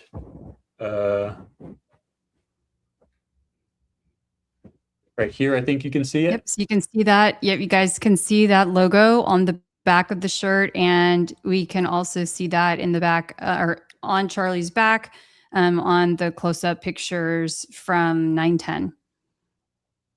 We also have the logo right here on this side of the shirt. I'm so thin, it's so hard. There you go. We also have the double seam down the side that we also observe on Charlie Kirk. You see that double seam right there. So this is the exact shirt. It is specifically designed to reflect sunlight and cool. The reason you need to keep it cool is because blood, once you take it out of the cooler, it starts coagulating. So you need protection from that heat from the sun. That's why you have the Sun Defender shirt. You also want white shirt because that makes the blood show up better. In every single tutorial you have on these blood squib setups, they always, always, always use the white shirt because that's just the best way to show the blood. I just figured out I could do that right now. Someone was like, you should widen Jordan's screen. And I was like, I would if I knew how to do it. And then I was like, wait, what's this do? And it works. I'll produce for you next time, Jesse. I got Yeah. you. Dude, all I do is I know how to talk, and that's it, man. By the way, the people in the chat, they're like, Jesse, shut up. I'm like, I haven't talked in 15 minutes, man. Why are you saying shut up, Jesse? But anyway, here, I'll make you big. I'll make you big right now. Okay. I'll show the shirt again then, since you can see it better now. So this is the shirt. I also have one printed. So this was ordered as a sample order through Graphic Goat. I say sample order because the only time they actually give you their logo on the back is if it's a sample order. That means that you did not ask for text. I can't see it, but I think it's on. When you ask for a shirt from this custom print house without asking for custom text, that's the only time they will give you their logo on the back. But we observe the logo on the back, which tells us that TPUSA, they printed the freedom text themselves, which is kind of odd, but that's what happened. Because when you order it through Graphic Goat with the text printed by Graphic Goat, they do not put their logo on the back. So it's like, what the heck? And I had to find that out the hard way. So they had the freedom text applied independently. But anyway, when we have in our sequence here, the last thing we do is we load the blood from the cooler. The blood is going to be in a cooler with ice to keep it from coagulating. The last thing we're going to do is we're going to take the blood out and load it into the blood bladder, which is going to be in a little baggie, kind of like this, I guess, on his stomach. And we saw that earlier in the belly bulge photo. But you want to do that at the very last point, because as soon as you do that, the clock starts, the time elapsed clock starts, and it's going to start coagulating as soon as it's out of that ice. So you got to go. As soon as you do that, that's the last thing you do in the van before he gets out of the van. So once he is ready to get out of the van, you do blood load during the car ride to the UVU campus. That's when the clock starts. And then Mikey McCoy is going to energize his backpack, and the mission controller, which in my case is Keli, she would then remote connect to the laptop in that backpack. And then around the same time, the sniper enters position alpha, which is sort of at the base of the Losey Center building, just kind of hanging around. At that same time, Charlie Kirk enters the courtyard. And then the count begins after a go, no go poll to make sure everyone's ready and everyone did all their steps. And then we have, once all stations are go, the sniper is commanded into position Bravo by the roof entrance. And then at around T-3 minutes or so, the sniper is requested into position Charlie, which is behind the short wall, but he declines because people are watching him. If you're standing by that short wall, preparing to jump it or go around the fence or whatever onto the actual roof, you have to watch this side, you have to watch that side to make sure that nobody is watching you, because it's going to take you a few minutes to get to the actual sniper position and take your shot. So if people are watching you and they see you do this, they're going to be very suspicious and they're going to call someone over and you're going to be busted before 3 minutes are up. So you got to do it when no one is watching you. So if you get a request from mission control, please go into that position, but people are watching you, you have to decline that request and wait until those people are gone and you can sneak over there without eyes. So I think that did happen. They did have to delay for a short time. So then I need to use my cursor here. First, okay, so the first T0, in my opinion, and we can go over this later when we go over the UVU review video footage. In my opinion, the first T0, or the first line he was supposed to get shot at, was Jesus Christ is Lord. I think that was supposed to be his final last words. But that T0 was rejected because the sniper declined because people were watching the sniper. I don't have direct evidence of that, but I'm inferring that because that is by far the most sensitive part of the operation. Like, anyone can screw it up by just happening to be in the wrong spot watching that sniper trying to get into position. That is the most sensitive aspect of the operation, because everyone else can just stand around, twiddle their thumbs. but he has to move into a very suspicious position without being seen. So Hey, a few minutes Jordan, later, the sniper, Wade. yeah. Oh, sorry about that. Wade is one of our guys, and he's got great takes. He wanted to throw this out there, and I'm curious about this as well. So I'll just throw this out there. I don't know if you know what he's referencing, but if not, it's no big deal. From brain, I'm not qualified to talk about brain swelling. I don't know. So I'm not qualified to answer that. But what I've heard is that the blood coagulation is not consistent with coming from a living host. Keli, would you agree?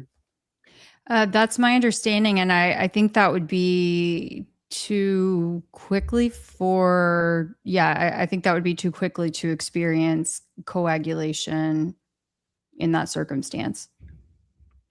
Yeah, swelling doesn't happen in 0.2 seconds, I don't think. All right, so a few minutes later, the people leave at the sniper's position, and so he accepts the request, and he's able to move into position Charlie, right behind that short wall for rifle assembly. Once the hold is released, Charlie Kirk is told that the rear squib may fail due to coagulation, but he approves anyway. And once we go into the UVU review video, I'll show you exactly where I think that's happening with Dan Flood there. Later, Harpo gives the command to enter the auto sequence at about T-minus 10 seconds. And then at about T-minus 3 seconds, Dan Flood gives the hand signal, which we previously defined as a anti-Semitic hand signal, followed by a few others like Cutler. Then at T-minus 2 seconds, the transmitter is energized inside of Mikey McCoy's backpack in order to talk to the rifle. This blocks Wi-Fi, so that's why we have some live streams cut out, because we have such signal congestion in that area, all those phones. And so when you turn on that transmitter, especially if you have a repeater backpack halfway between Charlie and Losi Center, you're gonna jam all the Wi-Fi. So that's why the live streams all cut out. After that, there's probably a repeater somewhere in the crowd, which is just another backpack, can be any color, shape, size. That's just holding another DMX transmitter and DMX receiver and DMX transmitter in order to sort of multiply the range of the system, since it cuts out right at about 140 yards, which is not ideal. At T0, we have the activation of everything. So that's where my notes cut off. So let me try to explain what I think happened. Keli, can you say something while I take off my suit? Sure, absolutely. Well, we appreciate so much everyone in the chat. They are very much engaged. Jordan, a lot of folks are very impressed with your delivery and your attention to detail. So thank you so much for that. And you guys, whether you believe it or not, we certainly appreciate you listening. I know that it's really, really hard for some folks to imagine that Charlie could be in on it. But I always say, try to check your preconceived notions of Charlie or TPUSA at the door. Open your mind to just looking at this objectively. It's really important to just try to look at this objectively, because the reality is you didn't know him as a person. That's just the facts. And there's plenty of reasons that he might have done this that would be at least that any of us would have. Yeah, absolutely. We have to think about none of why us would are Charlie saying that Kirk... this was something to hoodwink or be malicious. So, I mean, it's just there are plenty of good possibilities. This is actually, this is a good idea. I'll stop and do some super chats, and I think a lot of them are going to be for you guys also. Okay, so let me run through. Oops, I already did that one. So I think this is where we left off. So how did Charlie fake the initial instantaneous forward head motion? How did Charlie fake the hydraulic ripple and tissue expansion of his face? Okay, I think we kind of just went over that, but also the initial. Go ahead. Okay, so the initial forward head motion, I think that's a TENS unit, TENS. That is an electric shock that automatically tenses your muscles. I've not demonstrated that yet because it's not dangerous to do, or it's not safe to do alone. but hopefully we'll be able to do that soon and demonstrate that electrical shock, not electrocution, not lethal, but enough. It's basically a taser. I think that was also involved in order to cause that instantaneous motion.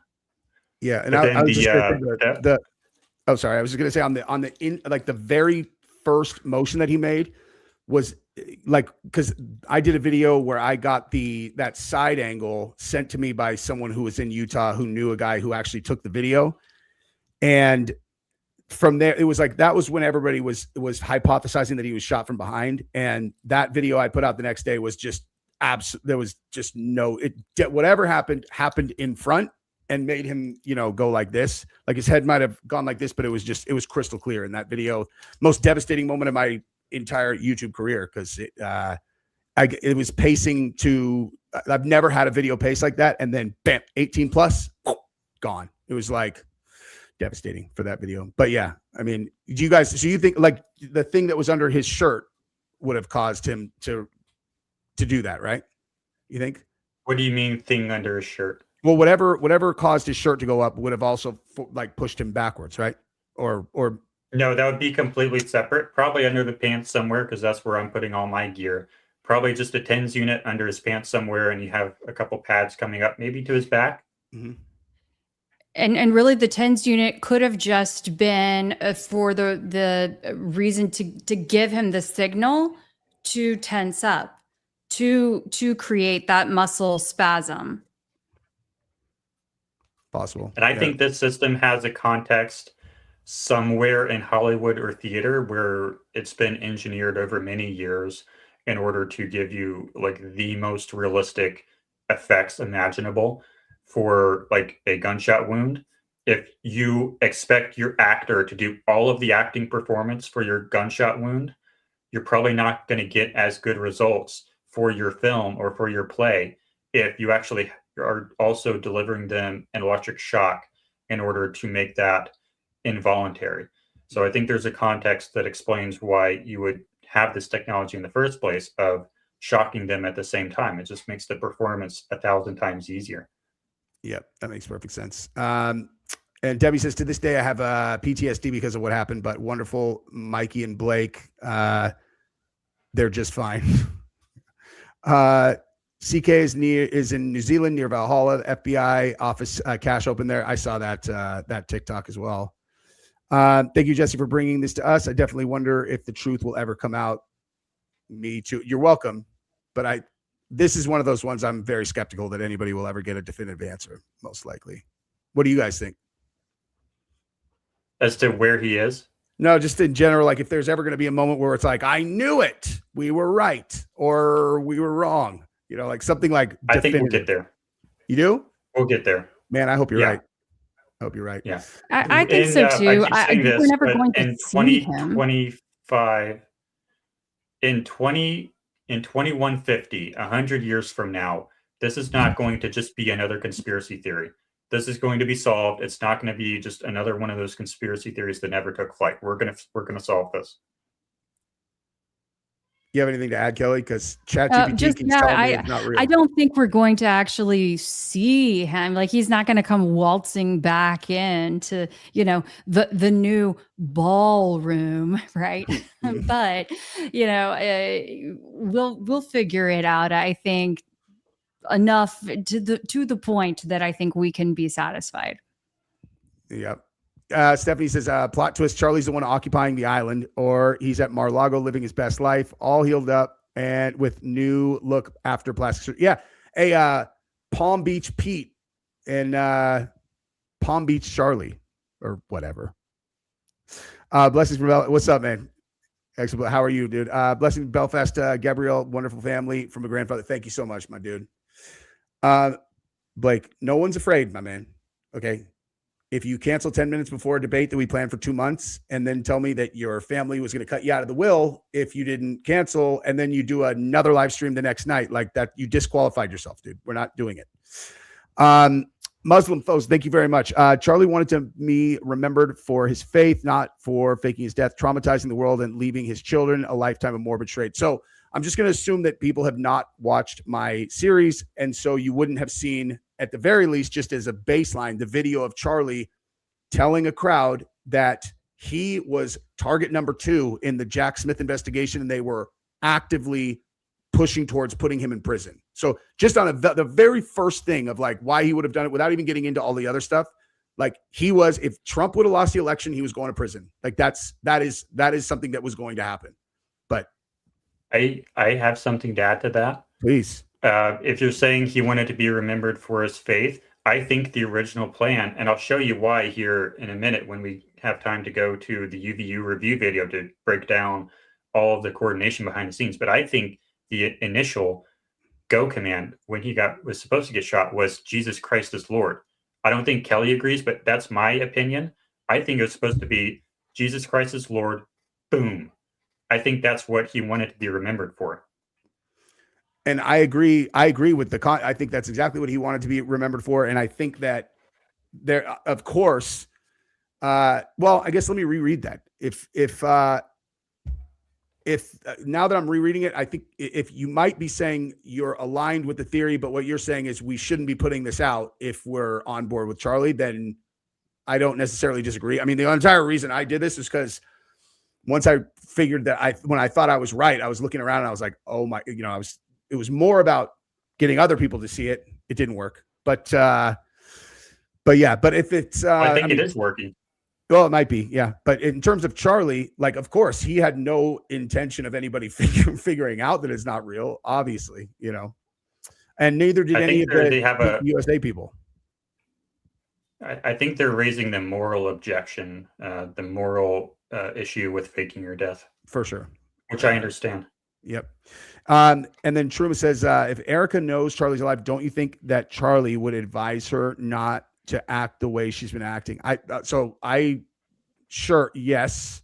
But I think that at the very beginning, when they thought they were pulling it off, they were just doing their thing and everything was going great. But by the time, here's the thing, like everyone was giving, or at least I was giving a lot of leeway to her, where I was like, when I thought he was, murdered, I'm not going to attack his wife, even though inside of myself, I was like, I can't, like, I don't know what it is about her, but she's unwatchable. But like, by the time everybody starts actually saying what they're feeling, it's already been done. She's already come out to fireworks. She's already done all this stuff. She's like completely not cried. She's done the podcast with Mikey McCoy and Andrew Colvett and Blake Neff. And they're like, oh, Charlie, everybody's got a piece of Charlie inside of them. La, la, la, la, la. Not one of them cries ever. I don't even interview people that much, but at least 3 times when I've been on someone else's show or having someone on my show and something about like a death of a loved one has come up and they cry every time, every single time. They can't get through it without crying. None of them have showed that. It's like,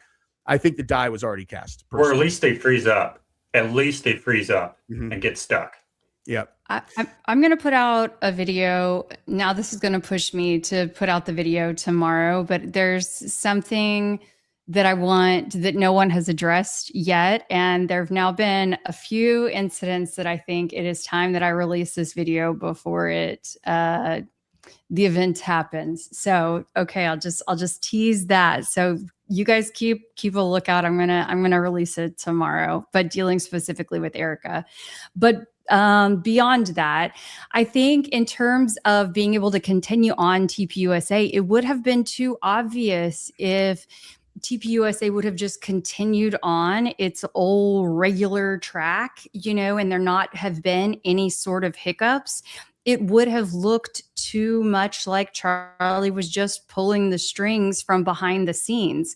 They needed to have some bumps in the road. And, unfortunately, like Erica had to just kind of like deal with it, Can I show everybody something? In my opinion. Here's TPUSA's current website that lists their board of directors. He's still on there. Wait, who's that? That's the active board of directors. And legally, you have to disclose a 501c3, like who's on the board. I'm just saying, could be nothing or could not be nothing. You know what I mean? Still there, dude. Yeah, that is a functional site. Like that has real purpose. That's not just for advertising. Yep. That has to be updated. Candace never confirmed or denied the Kirk kids. That's true. If they fake it, they're lying. Keep it going. Fact. It takes 20 minutes for blood to coagulate for centrifugation. I only know what centrifuges mean in so much as we're enriching uranium for nuclear weapons. So I know, but I don't know what it means as it relates to blood. Like unless you're spinning it for and that's interesting because that's about how long it took. 20 minutes.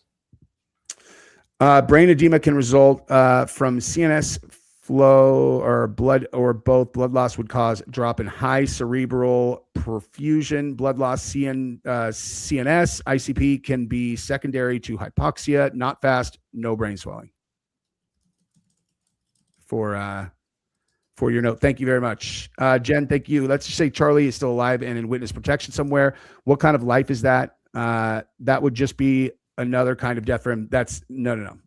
Let me take that. So the reason why witness protection is hell on earth for most people is because they don't get to take their money with them, and none of them have money because they were criminals, and so their money was stripped. If you are a billionaire or worth $200 million and you're in witness protection, this is a very, very, very different thing, especially if the president of the United States and his entire inner circle and your entire inner circle are all aware of where you are, and you can afford to say fly people in on private jets, fly people out on helicopters, whatever, and you're interacting with people through the screen. Like that would be very different for Charlie if that is in fact what's going on.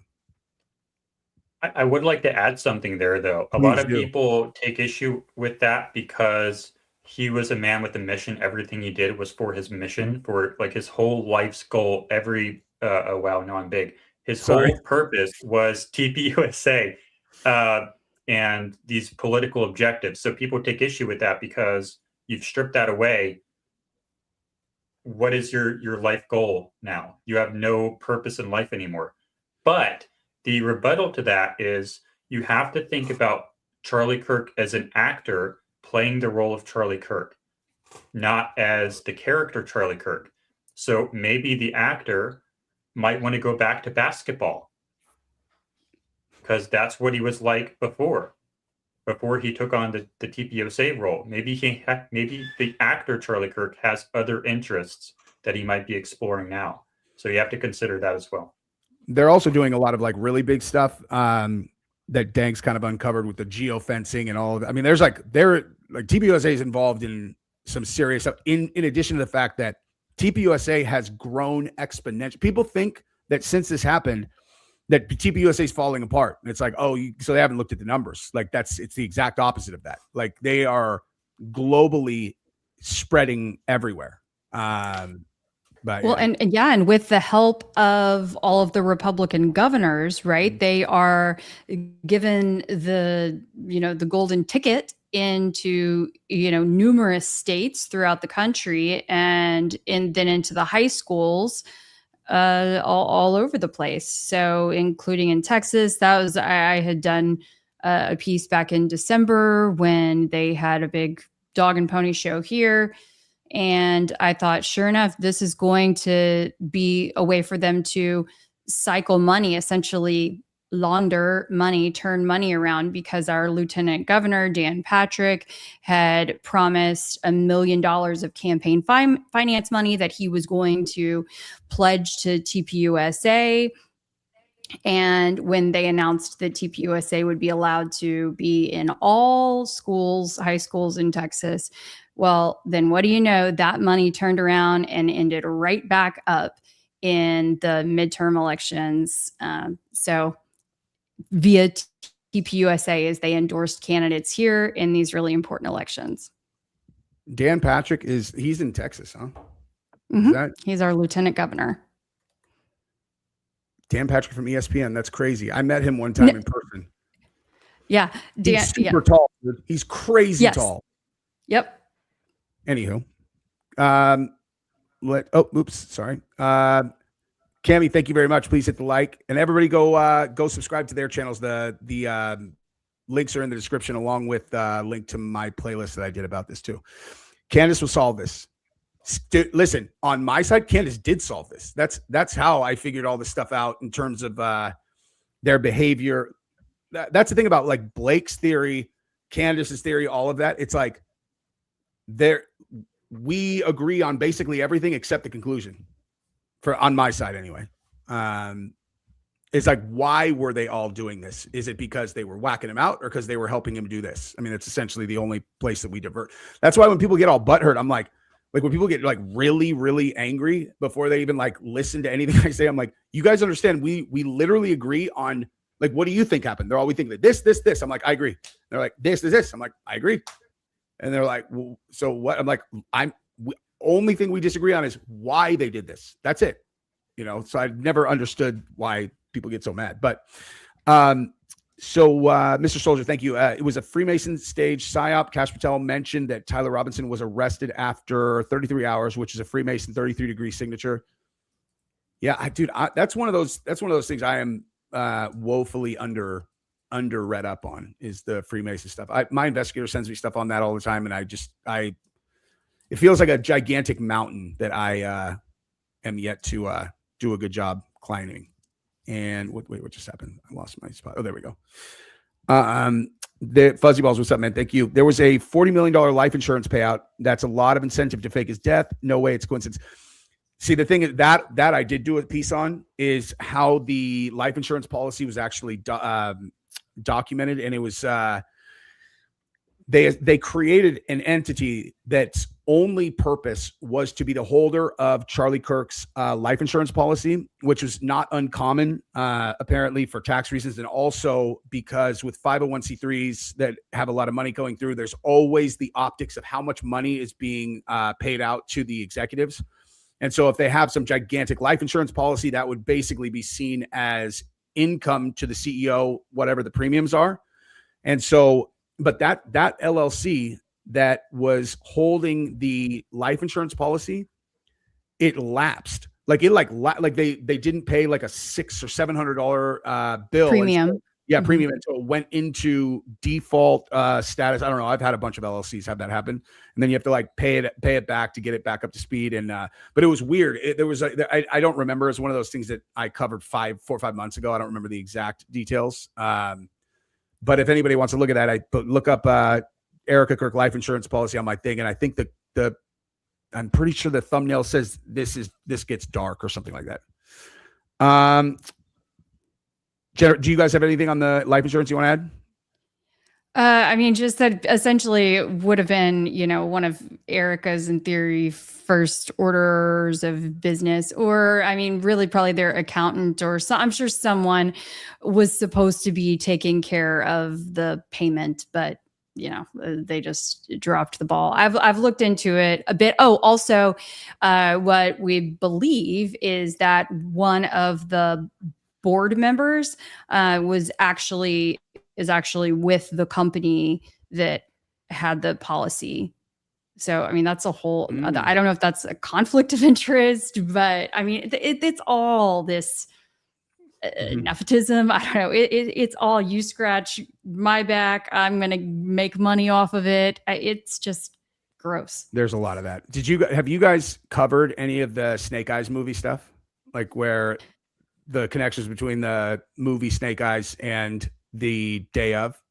I've looked at it. I haven't done any stories about it, but I mean, keeping up with all of the tentacles of all of this stuff, it really does start to make you think like, oh my gosh, am I part of the Sims? Like, am I in a game? Yeah. A ripple in the matrix? Because it's unexplained. It at first glance seems unexplainable because I saw it very early on. It's like, okay, wait. So a guy named Charles Kirkland gets assassinated and he gets shot in the neck at the exact spot where Charlie did. It's at an event at a casino owned by Trump. And the event takes place on September 10th. The guy who's in the boxing ring who throws the event the distraction is named Tyler the Executioner. There's tons of more stuff where you're like, this is impossible until I realized that this would have been that's a kind of intelligence thing that they'll like build a thing around, like if they're going to do it this day, then they build it around. And it turns out that Stacey Sheridan, also an Inner Circle TPUSA person, co-founded the Gary Sinise Foundation. Gary Sinise is the supporting act, like he's Nicolas Cage's supporting actor in that movie. And I was like, oh, there it is. Okay. You know, it seems like quite the coincidence. I did watch the film, and I was sort of on the fence on whether or not I thought it was a coincidence or not. I definitely don't think that it was like 25 years ago they planned this out. I don't think that at all. No, not at all. If we're going with the theory that someone at whatever agency watched this movie and they wanted to plan it around that, I can get on board with that. Yeah, that's what I think happened. And then I think someone pillow talked, and that's how it got out, you know. Jennifer, thank you very much. Blood can coagulate instantly inside the vessels. Outside the body blood is exposed to extreme heat and energy of a high voltage electric shock. Cool. That doesn't explain the shirt behavior. Jordan, this one's for you. Jordan, are you willing to revisit the analysis of the necklace being subject to a 1D force vector versus a 2D force vector? You are correct. It was a 1D force vector, but not via the catalyst you presume. I will DM you. A two-dimensional. So one-dimensional is like what is that? Okay, so like a line versus two dimensions. So like you can say that it's the nozzle that I have, it can be sort of like arc shaped, or it can be, I'm just like speaking in very general terms, like the entire necklace goes up and back in one linear direction. Like, could it be like a nozzle where it's kind of more of an arc coming out? Sure. I think that's what they're asking, but I'll look for the DM. Okay, let me, we'll do a couple more of these and then we'll go back and then we'll do some more later on. Charlie's in witness protection, in my opinion. Thank you very much. I think I probably agree with that. Michael, thank you for the super chat. Good sir. Possibly he faked it to hide from the blue and white team after coming out against them, calling for Trump to be put out of the Epstein files. And he didn't know Erica was such a horrible actress until after the Utah gig. LOL. Yeah. Yeah, I agree.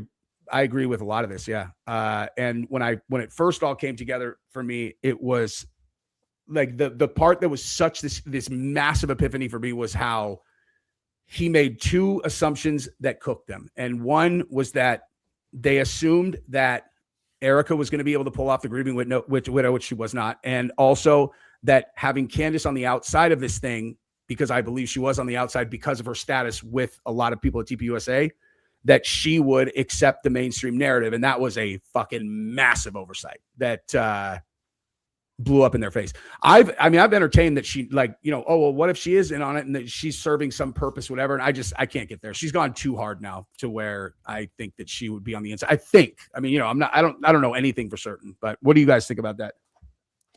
I think that when she had the secret meeting with Erica behind closed doors, I think she might have gotten a phone call from Charlie. Possibly. But then she was so happy. When she came out of that meeting, she was so happy. She did look very happy. I will layer on that in the event that she is on the inside of this thing, then that would almost certainly, in my opinion, mean that one of the reasons Charlie did this is to break the entire relationship with those guys over there.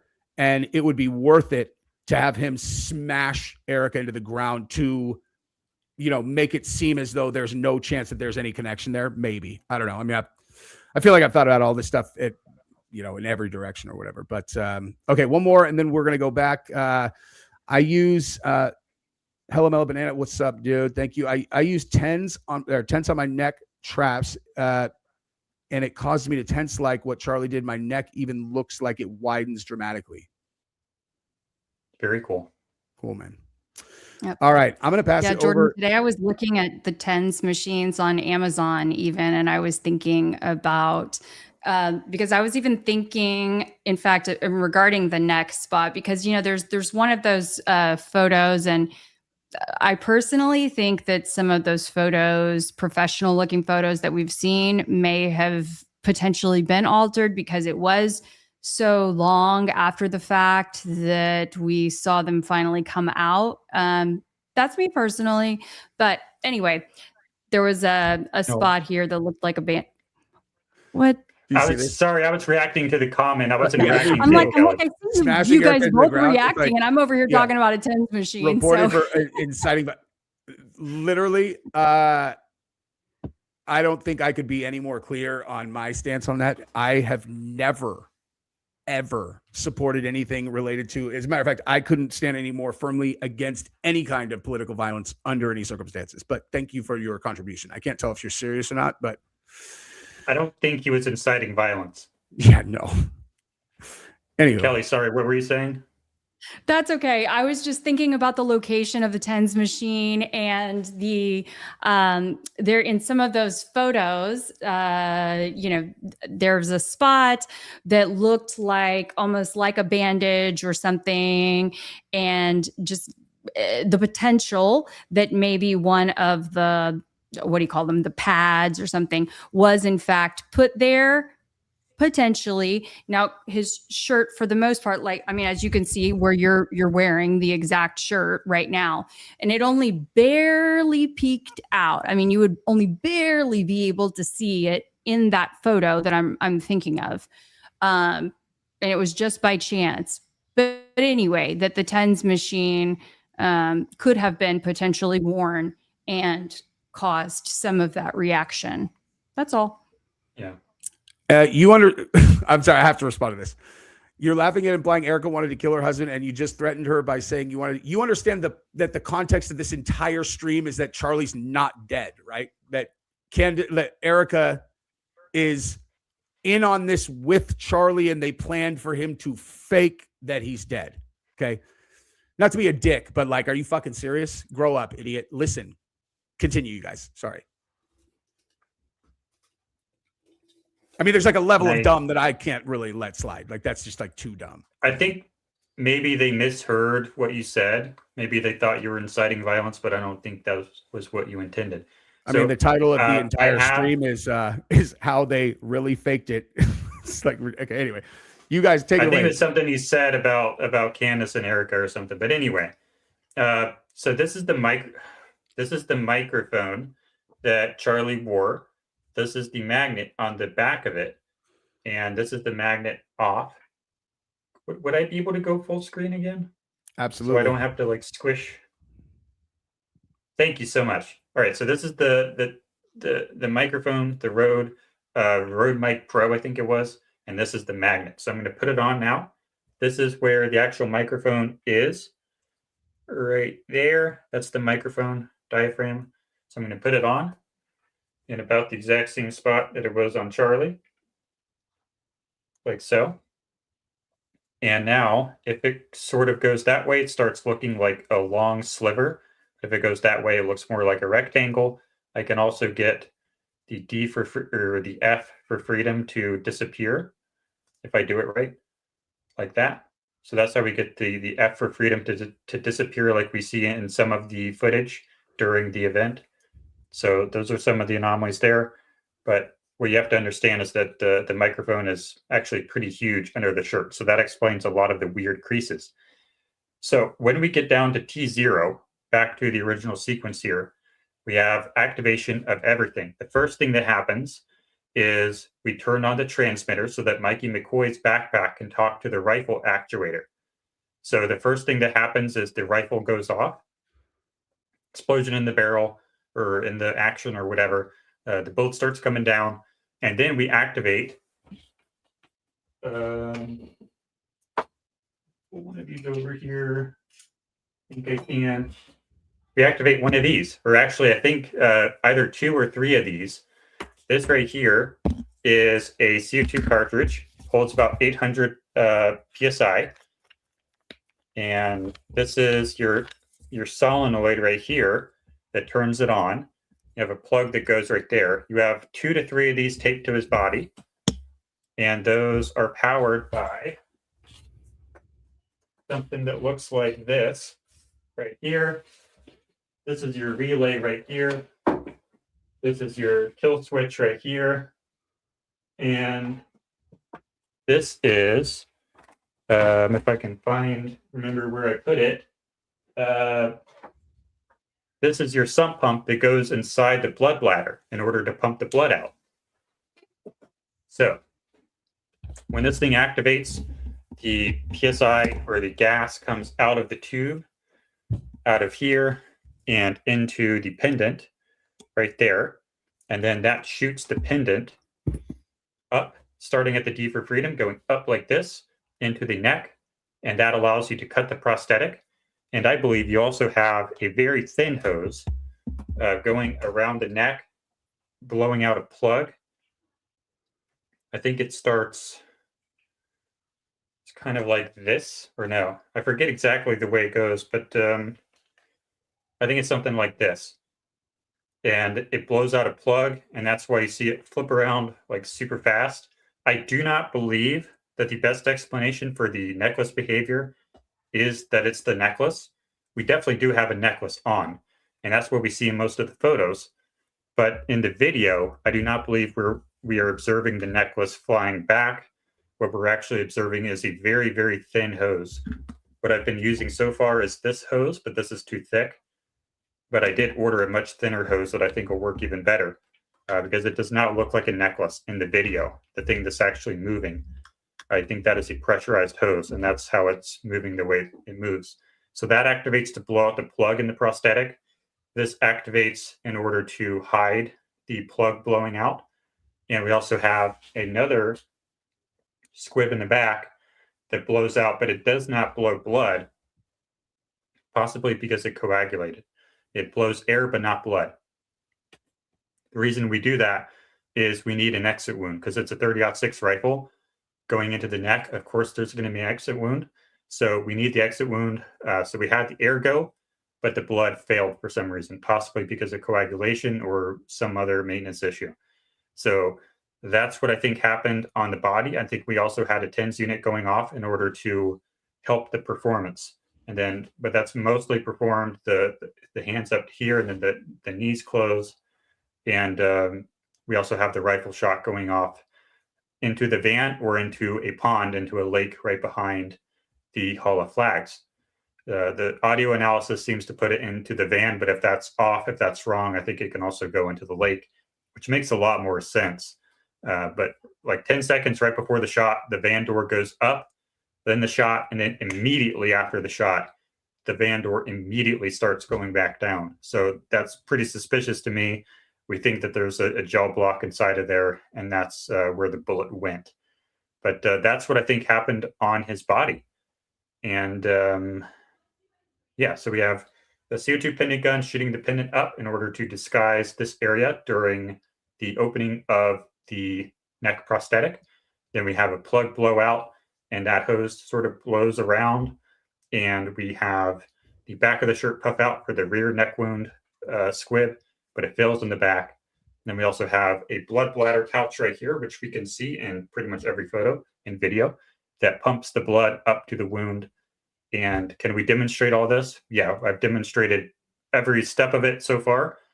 I just haven't put it all together all at the same time yet. We got pretty close last week, or last Sunday, this past Sunday.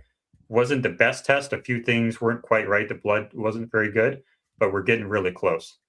And that's what I think happened under the shirt.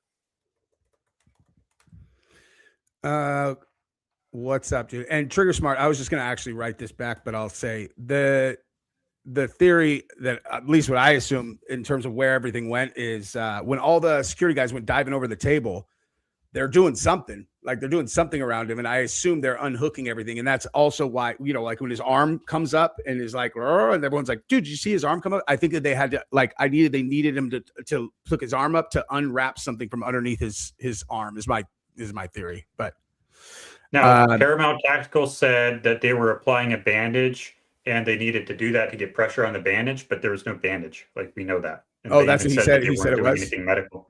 That's what Gary said, but we know that's not what happened because they've now, I guess, admitted that there was no bandage and there's no bandage. So it was. So they're saying they lifted his arm up. No, Gary from Paramount Tactical had a theory that said the reason they lifted his arm was basically to get a tourniquet around it so that his arm pressure could apply pressure to the tourniquet. But there's no tourniquet. So they were going to. Because he does that in his demonstration. But it's not present, so that's not why. Hey, any of you guys who are medical experts, like, where would you tourniquet a neck wound? I was thinking about that. I was thinking about that earlier. You just do it like So above. This You do it like is underneath my it. neck wound. Yeah. Now that's applying pressure because of my arm. That's And what you just Gary from Paramount Tactical was saying. Yeah, but you would need the elbow, the arm, in order to get that pressure on it. But that's not what was happening because there's nothing there, and they even said that they only started applying medical stuff in the van, allegedly. Yeah. And then what I have heard from people as well, and I see Melissa Smith in the chat saying you just apply pressure just inside of the wound. And that's what I had heard as well. So I don't know if there are multiple options, but what I had There previously were heard. no. But either way, they didn't do There was they no- didn't do either thing. So yeah. Nope. You don't tourniquet the neck. It's pressure impacting. Okay, that's what I had thought. I thought you packed the wound too. That's what I had heard. But again, Yep. I don't know. I hey, carry I was tourniquets with me, but wondering, Jesse, would it be possible for Jordan to show an example of one of the like more recent tests? I mean, people, your is there blood? folks Is there blood in it? No. I can do one where there's not. Sure. Yeah, of course. Kelly, do you have a screen share? I don't. I can, but I don't know if Kelly already has it set up. Appreciate you, Brian. I don't have it set up right now. I can pull it up tell if me. I can get Okay. this to make this big. Oops. Frank Turk claimed Charlie was his fourth son. Yet look at Frank's actions that day. When Charlie was shot, he crawled on the ground, put something in his pocket, then ran off. Yeah, I looked at like Frank was the one who actually his like body language actually sold it. Where I was like, hey, at least looks scared. But then I zoomed in on his face and I was like, that face doesn't look scared. But there's absolutely no question about that. You guys can ask Valhalla about that. I sent him my analytics on the video that I did the other night when I found that the security video was AI, and I showed it to him. He's like, that's literally the worst suppression I've ever seen ever on YouTube. I'm like, I told you, dude. Told you. It's just weird though. I like my channel goes through major like random spikes where I'll just be dead, flat for me, and then all of a sudden it'll go to the moon one month, and then it's bizarre. I can't make heads or tails of it. I just keep making content, and I love it. But in terms of, is this what you guys want to show? Yes. Okay. Okay. Let me. So I have blood coming out, but it's clear blood. It's just water. So it shouldn't trigger anything. But this is in my shower. It's just liquid. Where I'm going to do, it's just water. Yeah. I don't have the D for freedom on this exact test, but just imagine that the freedom is there. I used the spare shirt.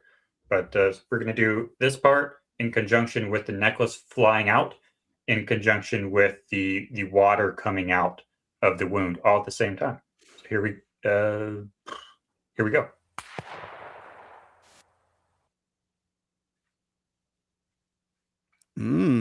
Well done.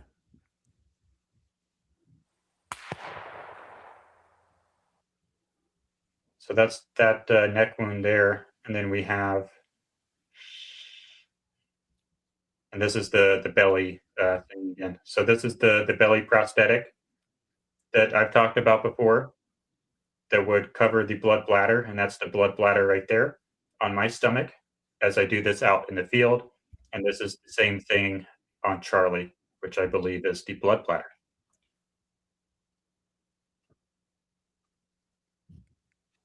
And let's remember that Jordan is entirely self-taught just from taking an online course just a few months ago. Wait, what? What? I just passed 7,000 followers. Thanks, Jesse. Hey, my pleasure, man. Congratulations. That's awesome. Yeah, I mean, Jordan is self-taught. He took, an online course just a few months ago at the end of December, and he's doing this on a shoestring budget. He's doing this by himself. He is taping the stuff onto himself before he goes out and does these live tests. He's in one part of the country. I'm in another part of the country, and I mean, all I'm doing is being mission control and, kind of encouraging him along the way. But really, I mean, it's quite impressive. And Agree. so, for people who are saying like, oh, well, look, you can see this wire or that wire. I mean, he's not working with a $10,000, $100,000 budget, let alone 10 people or 100 people around him, helping him. So I think it's very impressive. The most important thing about this testing campaign is this is the only one happening. We have a couple gun bros shooting rifles at stuff, finding out what doesn't work, and that's pretty much it. And you're one of them, and you found out a lot of things that don't work. Yep. But this one is finding out what does work. This works. And there's two things we can do. We can make assertions about stuff. We can speculate about stuff. We can ask questions and say, I think it's this. I think it's that. What if it's this? What if it's that? And then never test anything. But what we do is we make an assertion and then we go out to the field and try to demonstrate it. We try to prove it. That's the name of the show. That's how we tell the difference between conspiracy theories that can actually be true and conspiracy theories that cannot be true. Our courtroom is physics. That field is our courtroom. The judge is physics. If our theory cannot explain it, we're going to find out because we won't be able to demonstrate it. So when we go out into that courtroom, it tells us, is our hypothesis capable of explanatory power? Could it have actually happened? When we think about exploding microphone theory, it cannot have possibly happened. It breaks the laws of physics. If you think about cavitation theory explaining this happening, it cannot happen. It breaks the laws of physics. There are all these other theories out there that cannot possibly physically happen, that break the laws of physics, but this one doesn't. And the other cool thing about this theory is the necklace behavior, the shirt behavior is not an anomaly. It's a feature. When we reverse engineer things, we look for, when you engineer something in forward, you find a problem and then you find a solution to that problem.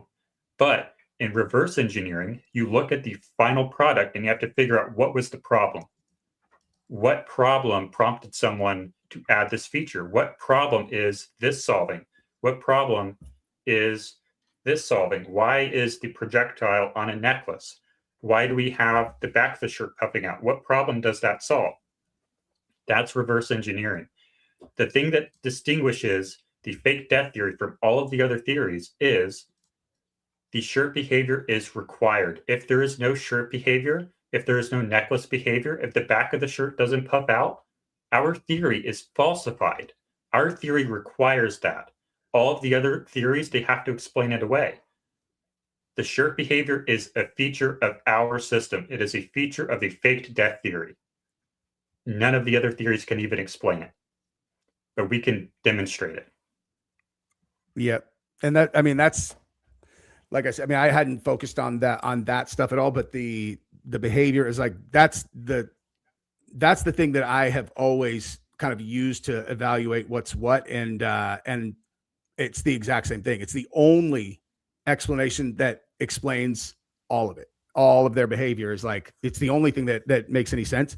And like a lot of times when I talk about this, people are, I don't they'll bring it up in different ways, but they're like, if you're wrong, you have to eat. I'm like, dude, if I'm wrong, I will happily eat it. I don't get like, I have no ego tied to like what happened here. This is what I'm saying seems most likely to me based on my interpretation. But like, I got no dog in this fight. I would like for Charlie to be alive and that his best friends did not all collaborate to murder him. I would prefer that, of course.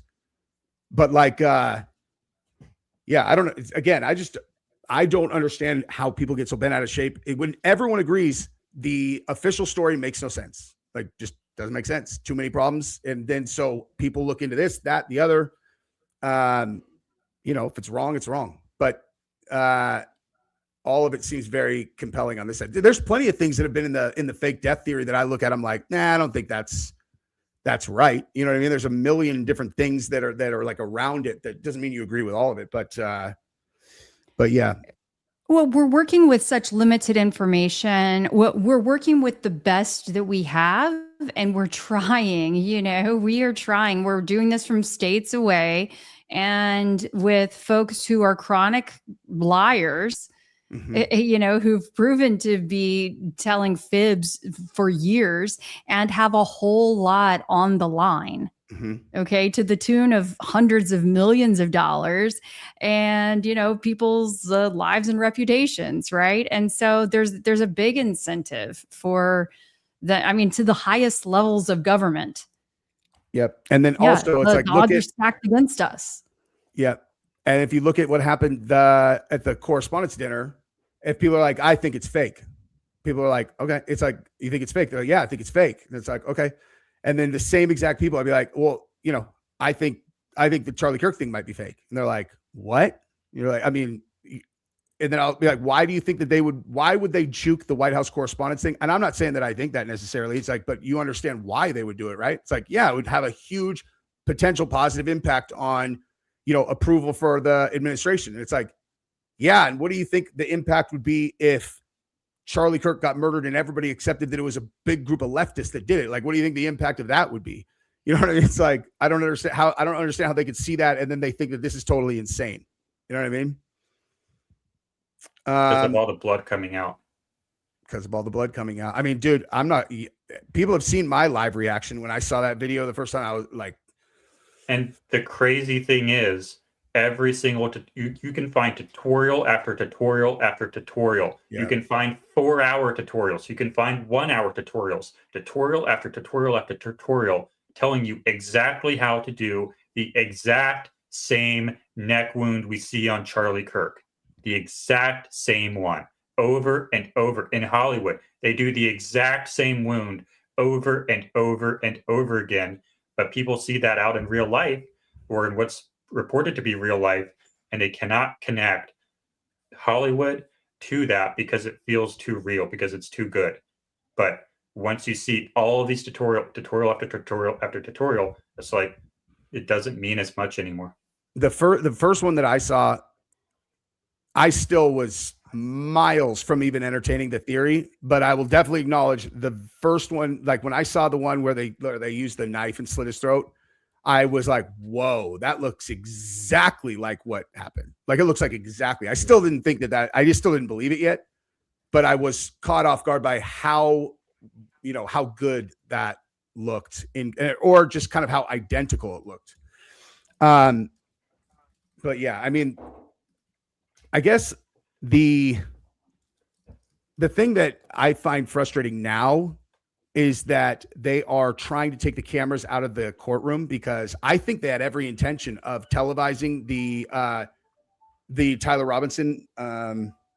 Sorry, that's an alarm telling me to take my trash cans out.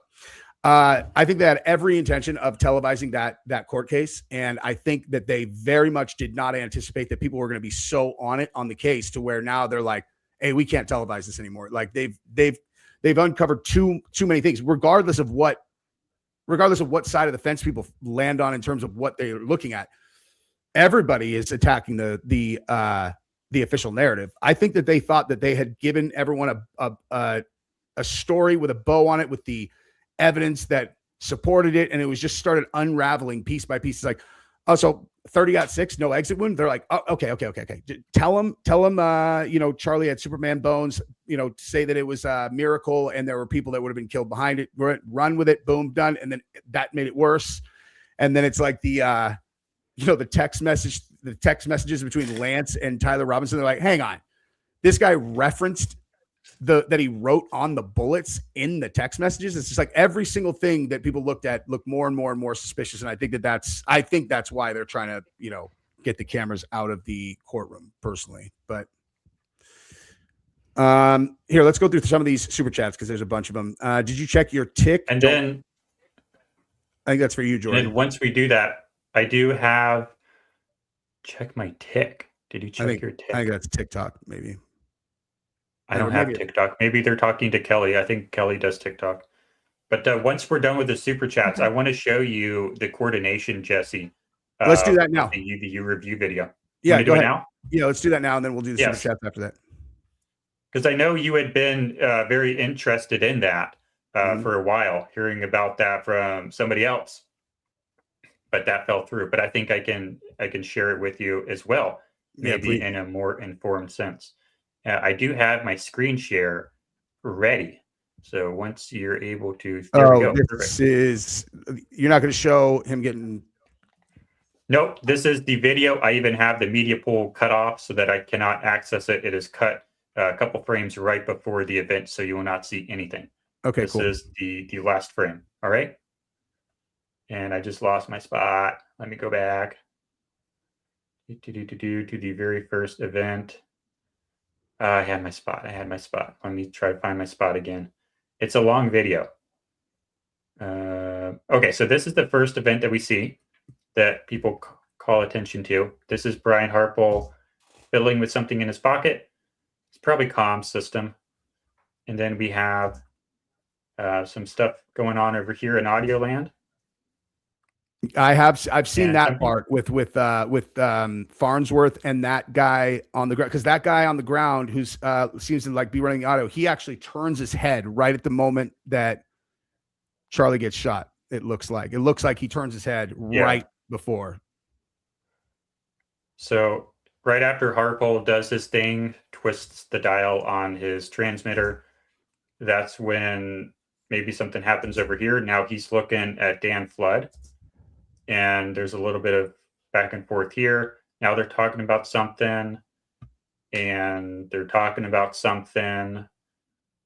These guys over here. How many minutes is that right there? That exchange right there. How many minutes is that before the actual event?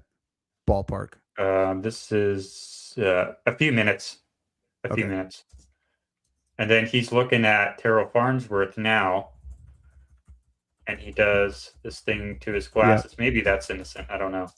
But then he's looking at Terrell, and they're kind of talking to each other. We don't really know exactly what that was. I don't think it's conclusive. That looked pretty intense. That looked pretty intentional to me. Like just the way he did it. It didn't look like he was fiddling with something. It looked like he was pointing at his glasses or something. But I mean, not conclusive. But. Yeah. But it could be fully innocent. We don't know if it has anything to do with the faked assassination plot or if it's just normal stuff. We have no idea.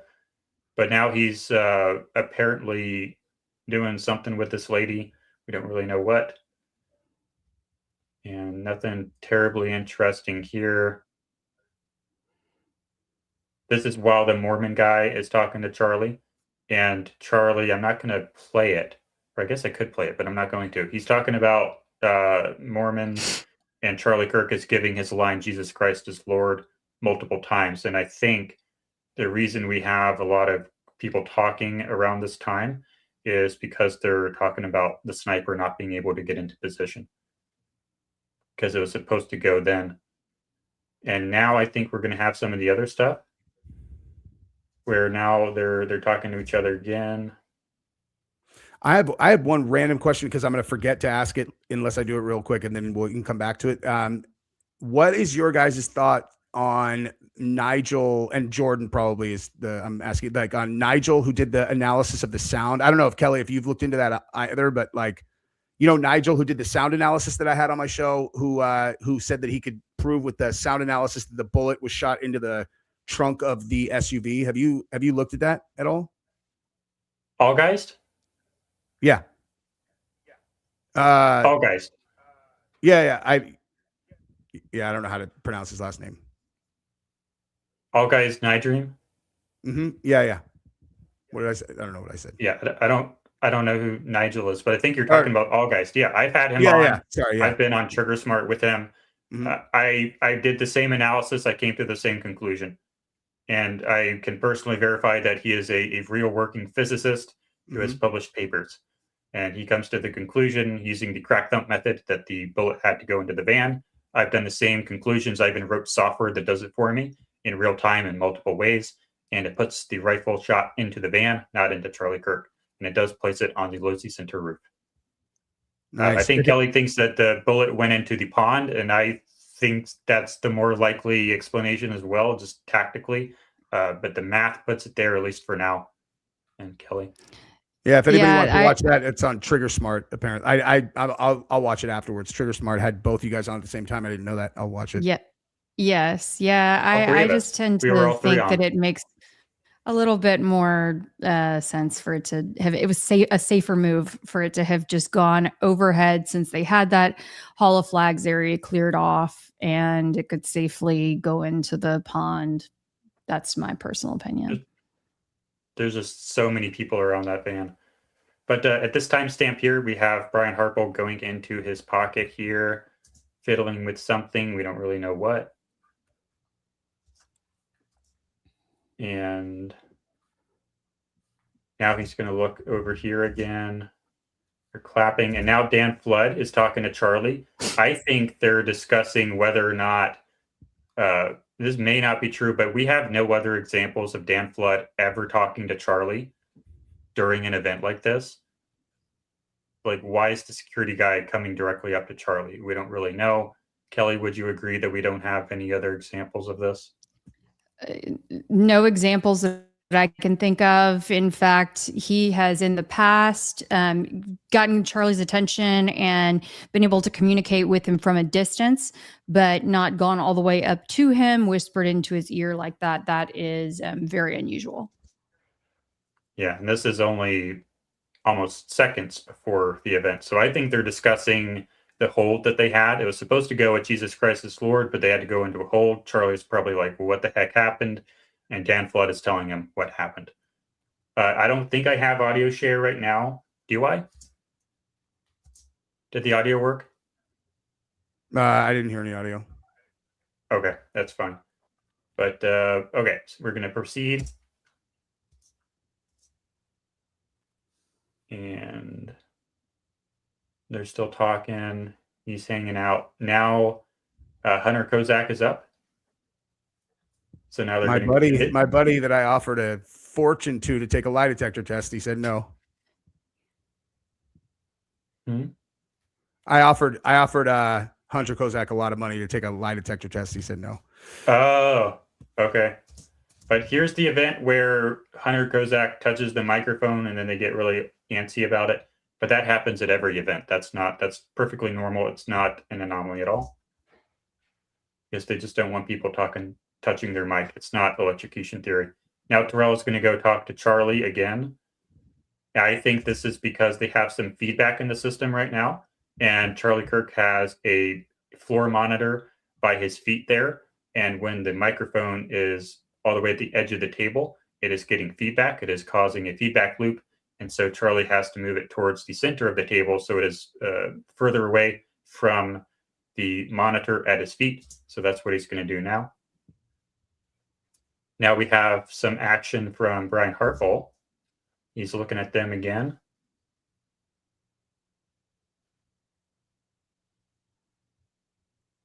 And this is a little bit slow, but they're looking over here.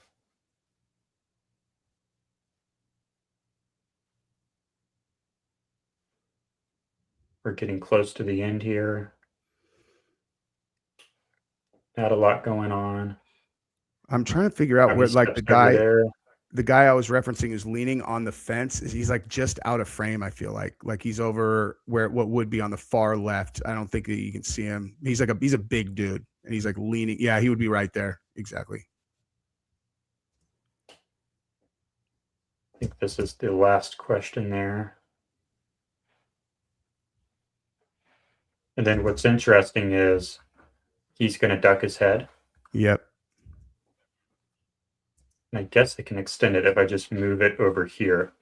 Yeah, that'll work as long as there's no sound and you can't see anything up Charlie at all. I'm going to proceed forward. We're going to watch the audio guy duck his head right before the shot. Right before. We'll know the shot comes. We'll know the shot comes because Hunter Kozak will react almost instantaneously. and he will do the same thing. Jordan, do you want to, there you go. Right there. Philip Goldsberry puts his head down. Do you want to, with your mouse, direct people to see the person? If you go back just a couple of frames so they can see where he's actually putting his head down in anticipation, what appears to be anticipation of. There you go. It's very interesting. Yeah. And I mean, like when you see the whole thing, it is at the exact, it's like a person who was going to like push the thing down to like detonate the. There it goes. It was instantaneously before. At the exact moment, like you know, when they're trying to like, you know, TNT through a thing that they're doing a tunnel, you know, and they go just like at the exact moment. Yep, right there. And then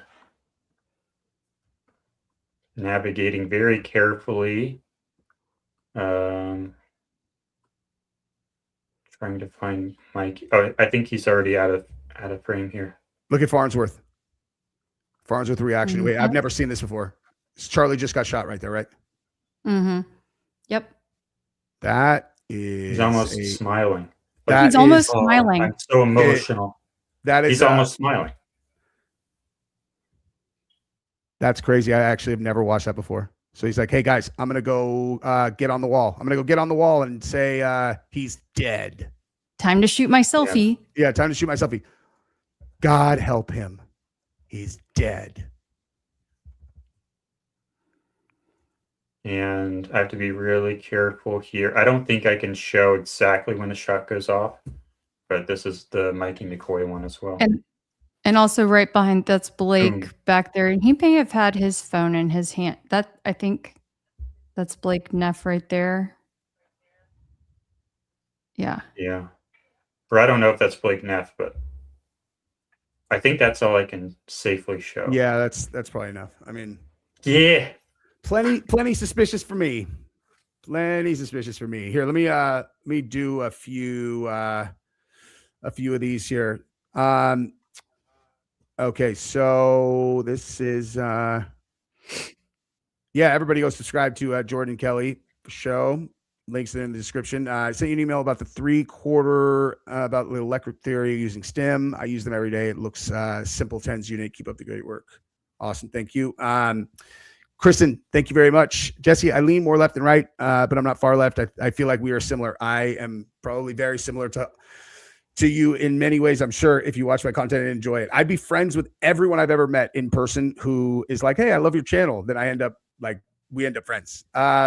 We see the lies on both sides 100%. Thank you for your work. I enjoy it. Thank you very much. Trigger Smart, what's up, dude? There's a major flaw in the fake death theory. If he's alive, is he complacent in the TPUSA financials as well as the child touch Erica's past? On the financials, complacent or I would think he's involved. Complicit, I think, is the word that he means. Oh, okay. Yeah. Complicit. Right. I think he was part of it. There are many. Sorry, you go first, Jesse. No, I was just going to say that, like, in how I structure this theory, it's like they knew they had Jack Smith's special counsel on them, and in the previous special counsel, all the people around Trump, they went to jail. Like, I mean, Manafort, all these people that played those roles, they went to prison. And TPUSA, like, if you look at the financials and how they were structuring these deals in terms of like, oh, here's this LLC and we're paying this one $1 million a year. It's like, who owns that? It's like insider. It's like, what about this one? Insider. So they were playing it fast and loose with the financials. And when Charlie says, we're going to order a Doe style audit and yada, yada, yada, then he dies. Now, any kind of forthcoming investigation, they could just blame it on Charlie and all of them would be free from any kind of prosecution. So he'd essentially be sacrificing himself publicly so that none of his people ever, faced any kind of criminal prosecution. I think the likelihood that people were setting up those financial things and he did not know about it and he was uninvolved is unlikely, but there's no way to know for sure. Do you have something that you want to say about that, Keli? Just that there are numerous examples of the folks talking from especially Tyler Boyer, but also Andrew and I believe Mikey, just referencing how Charlie so closely watched every penny or every dollar that they spent. Some examples of him talking about, oh, we wanted a t-shirt gun to be able to shoot out t-shirts at events, but we had to run that by Charlie, that he watched every dollar we spent and signed off on it all. And so could they just be saying that after the fact? Maybe. But to imagine him being so smart that he was able to run all of these things, but not smart enough to pay any attention to the finances, I have a tough time with that. Jordan, you have something? And if I can respond to that too, what was the comment again? It was if he's alive, is he complacent in or complicit in the TPUSA financials? And what about Erica's past stuff? If Trigger Smart would like to discuss further, that would be terrific. We could even have him on, try and prove it, not necessarily to present a specific theory, but I would love to talk to him more and have some more back and forth with a disagreeer. But I start with the physical evidence. We look at what physically happened to Charlie Kirk. What are some hypotheses to explain that? The only one that has explanatory power, that has demonstrability, is the CO2 pinning gun causing the Key for Freedom to jump up to his ear. Exploding microphone theory does not work because it does not have line of sight to the wound. It is not at the origin of shirt deformation, which is down here. And it has a whole number of other things like no recoil, all kinds of problems. But anyway, we have to start with the physical evidence. If the physical evidence tells us that he was not shot, that it was not an exploding microphone, there was not any weapon system, we have to think what kind of system does explain it. Turns out the CO2 pinning gun explains it. So it can be demonstrated. So scientifically speaking, it must be the leading hypothesis because it is the only candidate explanation. Nothing else has demonstrated that it could have happened except for fake death theory. So that's where we have to start. And then we can start asking, why would he have done it? Why would he be behaving this way? But we have to start with the physical evidence. It's so funny because I went the exact opposite route on that. Like I was like, what's the point? Like it's so crazy. But then it was, I mean, like I said, I went the exact opposite where I was like, what could possibly explain their behavior? And then it was like, okay, now let me take a look at the physical evidence. But anyway, that's you guys should do another show. And I see this question a lot too. I'm Hockey Girl said, well, why would Charlie call for a Doge audit if he watched every dollar too? It is I've answered this question in the chat a couple of times. It's my belief that Doge audit or effort was a ruse. I find it very hard to believe that someone would announce a major auditing effort. I mean, who says, hey guys, I'm going to be looking at every, nook and cranny for how everyone's been spending their money. Why would they announce that? Why, Jordan? I mean, I that's the whole precedent for Doge though. Elon did, right? Yeah, but at that point, this gives people a reason to look back and say, oh, this like gives them something that we can point to, right? And say, well, maybe he pissed off somebody. To me, it like gave a motive that someone could hypothesize and spend weeks or months talking about. But they never did it. Or it indemnified everyone else. The only precedent that has ever been set for a Doge, it was announced months in advance. So there is precedent for it. So I don't necessarily agree with that. I don't know that it was announced months in advance. I mean, he got to the business right away and then he was gone. Elon was really only stuck around. They campaigned on it, right? For months. Well, then when but then once he started, right? Once he was elected and inaugurated, then Hey, that actually enters into another what I feel is a very central motive of this thing. Maybe not the like biggest, but definitely part of it that would have been involved is how this crime was used to enable the FBI to designate the left-wing terror, like the left-wing, Antifa and all them as terror groups, which opens all of the, and including it says straight up in the announcement that includes any persons or organizations that are contributing funding to those groups, which means that opens up all of the, all of their perceived enemies to the Patriot Act. They can go after Soros. They can go after any of these guys that they've been talking about. They're like, that do fund those. They're not even left-wing. They're like make-believe left-wing groups that they use to destabilize, where they'll go and they'll have them go out in the street in LA and do the, flipping cars over blah, blah, blah. It's like those groups that are getting money in Minnesota also are funded by the same people who wanted to put Charlie and Trump in jail. And so they're like, hey, now we can, we control the power of the government now. And now we can use the Patriot Act on you guys to try to put you in prison. That's, if you understand a person's motivations, then you can back into what would have been important to them about a certain thing. And Trump is the most singularly money, status, vengeance. Like those are like, you know what I mean? It's like sex, money, status, vengeance. And it's like, there you go. So, that's how you'd motivate him to say yes. You know what Erica's are? Spima. What is it? It's this is what Erica wants. You just said sex, money, power, vengeance. What Erica wants is she wants, I always get caught up on the S. It's not sex. It's status. What is it? Is it status? No, it's not status. No, it's not status. Sympathy. What Sympathy. Erica wants is sympathy, power, influence, money, and attention.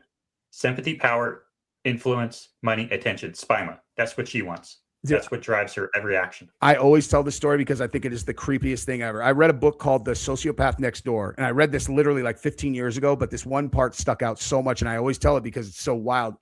So this woman who wrote this book has worked with sociopaths and psychopaths for 25 years, and she said that, and so she's a psychotherapist, and she said that every single sociopath, if you ask them, what is the emotion that you would like, that you would desire most to elicit from people that you interact with, right? So like there's lots of different answers. Like for me, I would say I want them to like me. It's like anybody, like what? Yeah, I just want them to like me. And sociopaths all say they want the person they interact with to feel bad for them, to have sympathy for them. And I was like, that is fucking psycho, dude. Like I think that is like one of the most that is like a psychotic answer to me anyway. I don't know. It seems totally crazy to me. Okay, so Scotty Ellison says Candace can't accept that Charlie's unalive because if he isn't, she'll probably do it. She'll kill him or something. Yeah, as soon as she doesn't agree. Scotty, what's up, man? Great live, Jesse. Thank you for being here. I'm going to try to rip through these fast.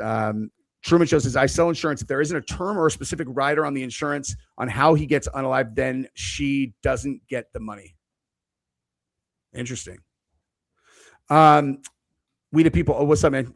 He says, do you think Candace knows he's alive? Do you think it's all theater? We are seeing her and TPUSA cover there. I mean, we've covered that, and I might even just call it impossible to know, because Candace, in my opinion, is the exact opposite of these other people. Where if she wanted to cloak what she's doing, she would be able to, and no one would fucking know. You would not be able to tell with her. That's very rare. Like people who can carry it like that, and she's definitely one of those people, though. Kathleen, welcome to the membership. Jennifer, what's up? This is from, when is this from? This is from, oh my God, we're way behind. This is 50 minutes ago. Okay, she says, I wasn't talking about Charlie Jordan. I was addressing your 1.2 second comment about the blood coagulation. Rumplegold, am I the only one who thinks Charlie never even had kids? You think so too, Kelly? Yeah. Interesting. Yep. So you think that those kids are like Cabot Phillips or something? I think they may just show up when needed for photo ops. That would be wild. I'm a real cynic. The ages are really weird. They don't work. Really? How old are they, supposedly? like 2 and 4, Isn't there I like think. but there's like Yeah. photos of one of them that's like not that age, I think. Dude, Yeah, if it was that's around the true, time when they were trying to come up with the Fort Huachuca alibi, and I think she'd given Andrew Colvett a photo to pass along, and the boy was way bigger than the girl, like, and it just did not make sense for a 2-year-old or even a 3-year-old. It was very odd. So one thing you guys didn't mention about the Fort Huachuca thing that I think is extremely relevant is, aside from the fact that it is a central place where they train intelligence operatives, it's also this. They also have filmed like 6 Hollywood movies on that base, like 6. It's like, I mean, which is like, oh, all right. So this is a place where they rehearse things, and then, you know what I mean? and Erica had filmed something there She had. before. Yeah. And my question to everybody is, why do we need, everybody is so caught up with Fort Huachuca and Mitch Snow and all this stuff, but nobody's asking what were they talking about in this meeting? Why does everybody need to coordinate at this meeting the day before? If you want him dead, you just shoot him. That's what you do. It's really simple. Doesn't require a meeting at Fort Huachuca. So why do we need to meet there? It's because you're trying to, like you would say, you're trying to juke it. That's the only reason. Yeah. Murdering But him everyone requires. wants to just, Sorry, go ahead. but everyone wants to talk about Mitch Snow. But murdering him requires 1 bullet. Yeah. Listen, I had to eat shit on Mitch Snow, dude, because like my initial take is I was like, no way, just because his the way he comes off was so like, I'm like, come on. But again, I would have bet against him even being a Green Beret, like, and then I would have been wrong. So I had to just be like, all right, you know, that's what I'm saying. Like, I don't care if I'm wrong, I'm fucking wrong. I don't care. But on the Fort Huachuca thing, assuming that you know, that part's true, in addition to all of the evidence of coordination between all the TPUSA people, that's you literally just nailed my entire argument. Aside from their behavior after, it's like killing him takes 1 person, 1 firearm, 1 bullet. Why you would never involve this many people? Like, that would never happen. And if you can prove that you have like 11 people from TPUSA or security involved, like that conversation is over. It's common sense. You would that would never happen if it was an actual homicide, in my opinion. It's so obvious. Once you get to this side, yes. It is so obvious. So obvious. That, like, what people do is they look at this and say, oh, I see this suspicious thing. This person's in on it. That person's in on it. That person's in on it. All these people are in on it. Therefore, it was another cause of death. It's like, no, therefore the whole thing is staged, right? I will say that once you get on the other side of the fence, it is like, it's painful how obvious it is. It's like it's so fucking obvious. I laugh out loud at stuff, dude. The one when Milo, when he did the thing and he's like, I know for an incontrovertible fact that Charlie has not been buried. And it was 90 days after his death. And then that's when Erica did her press tour, like 5 days later. And she was like, can I just have this one thing? Can you just leave me alone about Charlie's body and where it is? We're going to build a memorial. It's like, dude, you fucking filmed yourself at your funeral with your hands on his hands like a WWE like package. Leave you alone about this one thing? Like, no one asked you to do this. You are the one who did this. And the fact that if they would have just ignored him saying that, no, I mean, I would have been like, maybe Milo doesn't even know. But the fact that they reacted the way that she did, and then 5 days later, she's on CBS, like, yes, I will comment on him not being buried. Leave us alone. We're going to build him a memorial. It's like, oh, that's one of those times where it's like, a lot of times I feel like when people get attacked when they say stuff and they're like, oh, it must mean I'm over the target. Like, I think like 85% of the time, that's a stupid way to, like, you know, protect yourself from being wrong. But in this case, I'm like, and that is what it means right there. Like, because not my theory, Milo said it, but then them doing it was like, eesh. Anyway. I've not, just for the record, I have not been buried yet. Keli, have you been buried yet? Never. I've not been buried yet because I'm still alive. That's probably why Charlie's not been buried yet. That is certainly not. And I also would never, under any circumstances, ever hurt myself ever. Also, I don't think these people would hurt me either, which is why I'm not worried about it, because they don't hurt people. They make believe. That's right. Matthew, thank you for the super chat. We already know the government and elite lie to us, so please explain the reason you feel the need to explain this. Explain that. I think they're just agreeing. Okay. Yeah. All right. Maybe this is a way for them to get a divorce. Possible. I mean, that they're, but unlikely. But because I think that he has been running TPUSA through her, but who knows? Loving the Scooby-Doo reference, banker demasked. That was that was 45 minutes ago. I'm sorry. Ariel, thank you for the super chat. Watch the link I sent. 45 was switched out for 47 in Butler. I will look for that. It's probably in my inbox. I will try to check that out. Welcome to the membership. Respect. Thank you. We put that up when that one came through. I'm broke up. Sorry. You don't need to, Christy. I know you. We know each other. You don't need to send money. I appreciate your support always. Dr. Villa, thank you for the super sticker. Appreciate you guys. And Scott, this is very, very generous. Thank you very much, Scotty. Says standard procedure is to use cardioversion for correcting an abdominal rhythm. It's very safe, but it essentially stops the heart and theoretically looks and feels like death. ECG pads, shock, no injury would explain the initial reaction. I'm not signing up for that. Nope. No thanks. Oh, to test it? I'm not signing up for that. 10's unit will be enough, to get you there. No ego as long as someone doesn't cancel on you. It's not about canceling, dude. We talked after you canceled, we talked. Okay. You then lied to me, told me a massive story about you getting cut out of the will if you didn't retire from the Charlie Kirk case. And then the next day, we're streaming with another group. Okay. Has nothing to do with canceling or ego. Dude, Blake, we already debated, you and me, and you couldn't do it. So. And what's crazy, dude, it wouldn't even need to be in a debate. We agreed on 97, 98% of everything. It's just, I'm like, yeah, no, I think it means that they were doing this and you think they're doing that. That's it. That's all. There would never been any need for a debate. I was honestly platforming him to prove my point.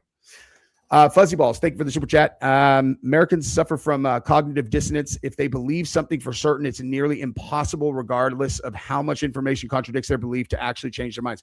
I think that's just humans in general. And listen, again, had I not been in the position that I was in, where I was covering this case so closely, I would have never gotten there in a million years. Like, I would have just thought everyone is insane. And I would have probably done a bunch of videos talking shit about them, because I would have been like, this is so dumb. Like, because I've done that on other ones. It's just this one, their behavior just stunk so bad, and I just couldn't figure it out for a very long time. But I do think that this is how you explain they faked it and then they killed him in the car one. I think that explains that one. Sherry Williams, thank you very much. Why a white shirt that showed everything? Wouldn't it have been better to wear a black or dark blue? Jordan, take it. No, because the blood doesn't show up. And also, you don't want the blood to coagulate as fast, so you want the white reflective sun force defender for cooling purposes. Because it's so hot outside.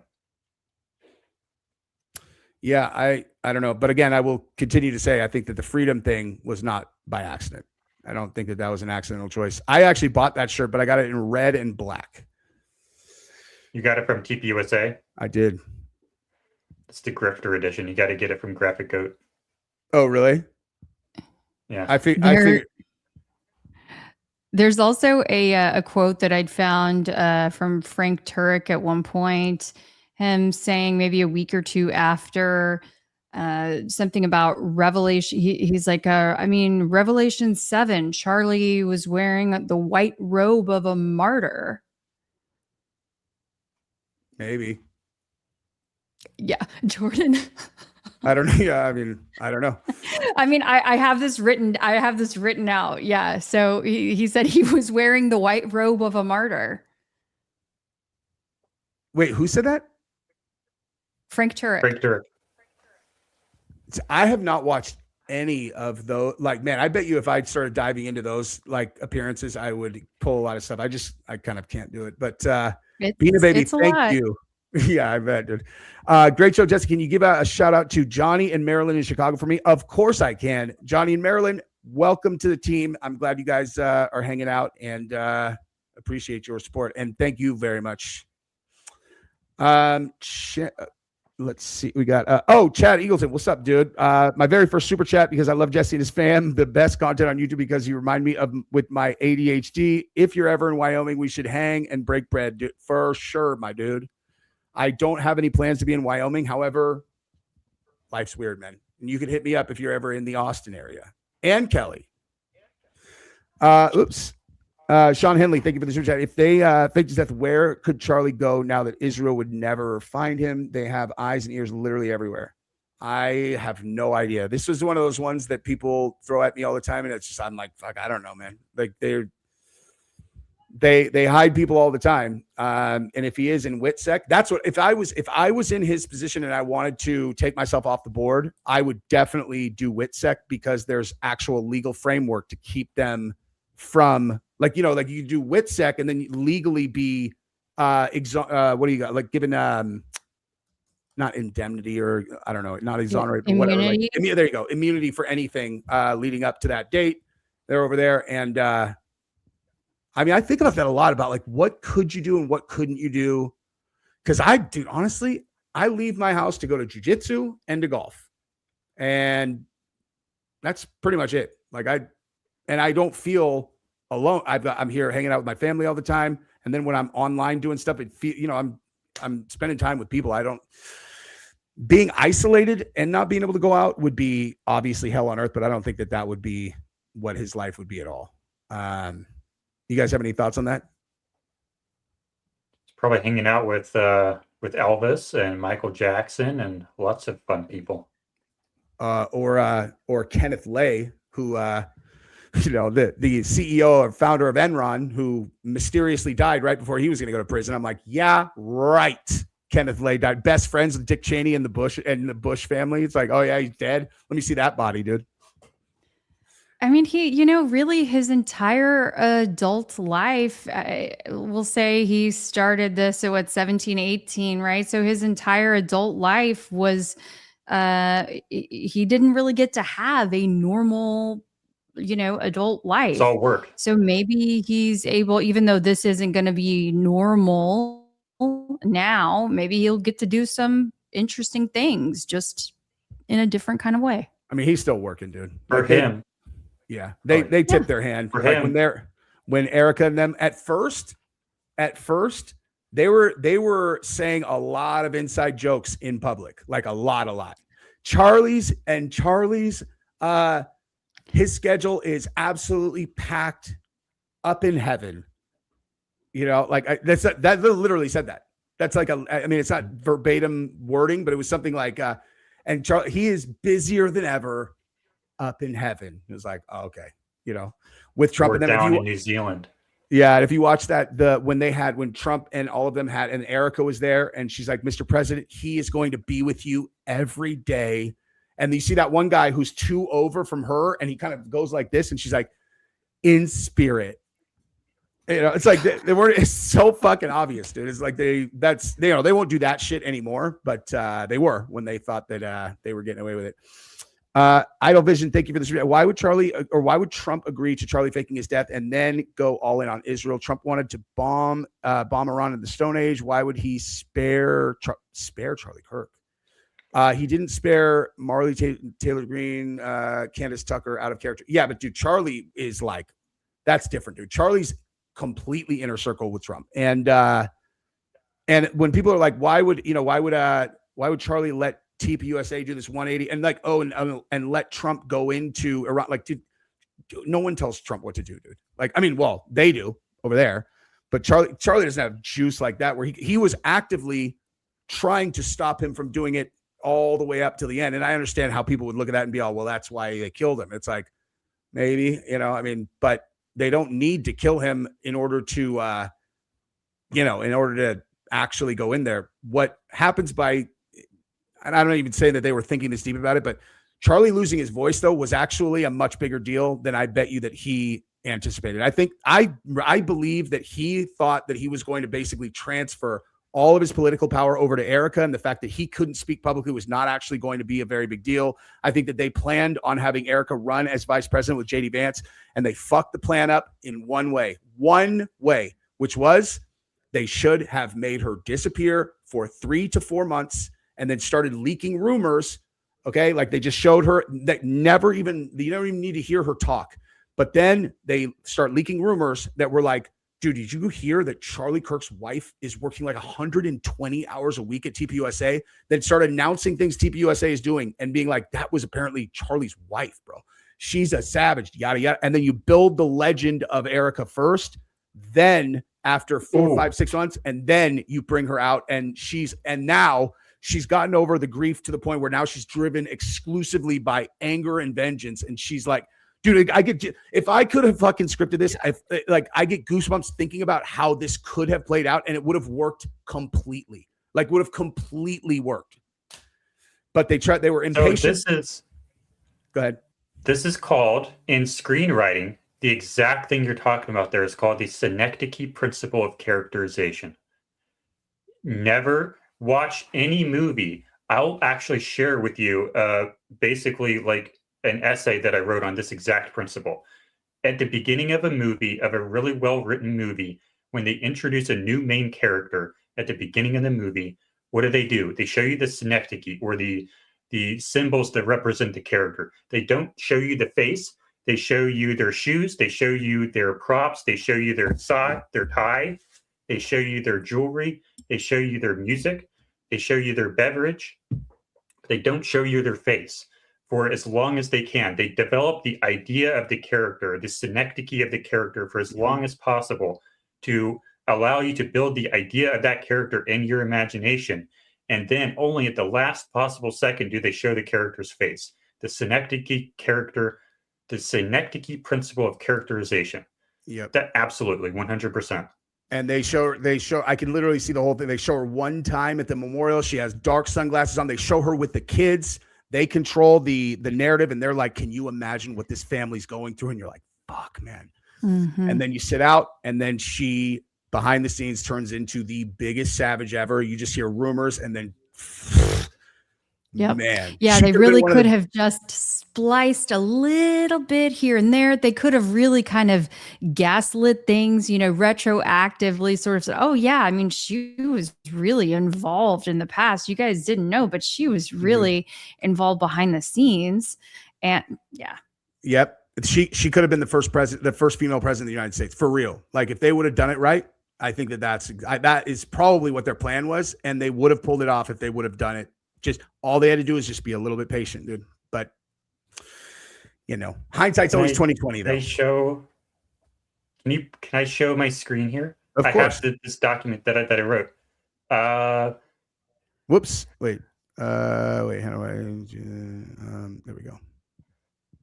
So this exact principle that you're talking about, where you don't show their face, where you slowly, dramatically build the character, synecdoche principle, show everything but the character's face until the last second, shows bits and pieces of the character or the essence of that character. For example, costume elements, what I just said. Do not show the character's face. Examples: Rose's intro in Titanic, Jack Reacher's intro, Indiana Jones intro, the Joker's intro in The Dark Knight, Mac's intro in the Newsroom show, the Great Gatsby's intro, Iron Man's intro, Aragorn's intro in Lord of the Rings, Forrest Gump's intro, John Coffey's intro in Green Mile, Hannibal Lecter's intro. All those movies, like really big movies, use that exact principle that you're talking about. Yep. And she would, I mean, like they build her slow, then you rumor her out for about 4 to 6 weeks of like these little tidbits, and then you name her CEO, and people still haven't seen her. And then they're like, dude, she just got named CEO. Then you bring her out with the fireworks, and she just fucking, oh my God, man. If it would have been the exact same story, Candace Owens was Erica. They built it like that. She came out. It might have been the most dramatic moment ever. Like ever. Hire this guy. Hire this guy for TPUSA king of marketing or whatever. Hey, next time you guys next time you guys want to Next time. hold them. Yeah, dude. Jordan equals Q. Whoa. What does that mean? It just means that you know what everybody else. I'm not sure. That could be meant to be a positive or a negative. Just depends on the source. Keli, what does that mean? Like it means that you understand how things work. Yeah. How about that? Yeah, I was never a QAnon person, but I watched. I don't know. Like I don't feel like there's anything that really kind of I can watch to capture it correctly. I don't know. Truman Show, thank you for the super chat. Can you look at the second floor windows, the guy in the camo with the bushes? That one, you're talking about the dude, that was from the very beginning, like the shot from behind thing. And people said it was a shadow. I think I know exactly what you're talking about. That's like within the first 4 days. That kind of blew up. I don't know if you guys have looked at that, but Richard, thank you for the super chat. TPUSA equals RICO, racketeer influence corrupt organizations. I mean, I hope not, because there's going to be a lot of prosecutions coming up here just in general. I hate, I don't mean to derail this, but it's like this thing with Comey gets indicted now. And I know they're talking about, they're going to indict Obama. And I'm like, this is what this means. This is never going to end. They're going to do it to them. Then as soon as they get back in power, they're going to do it back and forth, prosecute. It's bad. Like all of that stuff, I think is going to be real bad for the country. But Snoopy, thank you for the super chat. My theory is that Charlie Kirk is in Montana. That's not even moderately impossible, because Montana has these enormous billionaire compounds that are completely on their own. You cannot access them at all. I won't say there, but a major investor from Silicon Valley that I know has one out there. I've never been there, but I've heard about it from someone who has a shooting range that is kind of like backing up on it. And he's told me stories about it. But that's the spot where you would do that. I believe that he stated, I believe at the governor's house a few times in the past. The TPUSA people have been to Montana a lot. We're there in October with lots of acreage, could hide their east.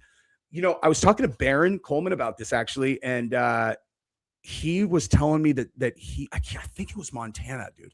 He was saying that there's a plane that's going back and forth to this one place over and over and over and over and over. And man,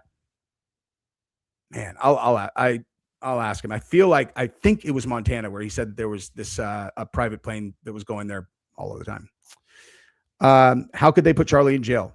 Well, the special counsel, I mean, if they want you in jail, they're going to find something for sure. And with the amount of money that was going in and out of TPUSA, I mean, they got all those guys that they got from the first Trump, the 2016 Trump, the guys that got sent to prison. It was like stuff that was way kind of more weird and ambiguous than just like, here you go, here's on paper financial dealings that you guys had that could very easily be illegal. You guys have any comments on that one?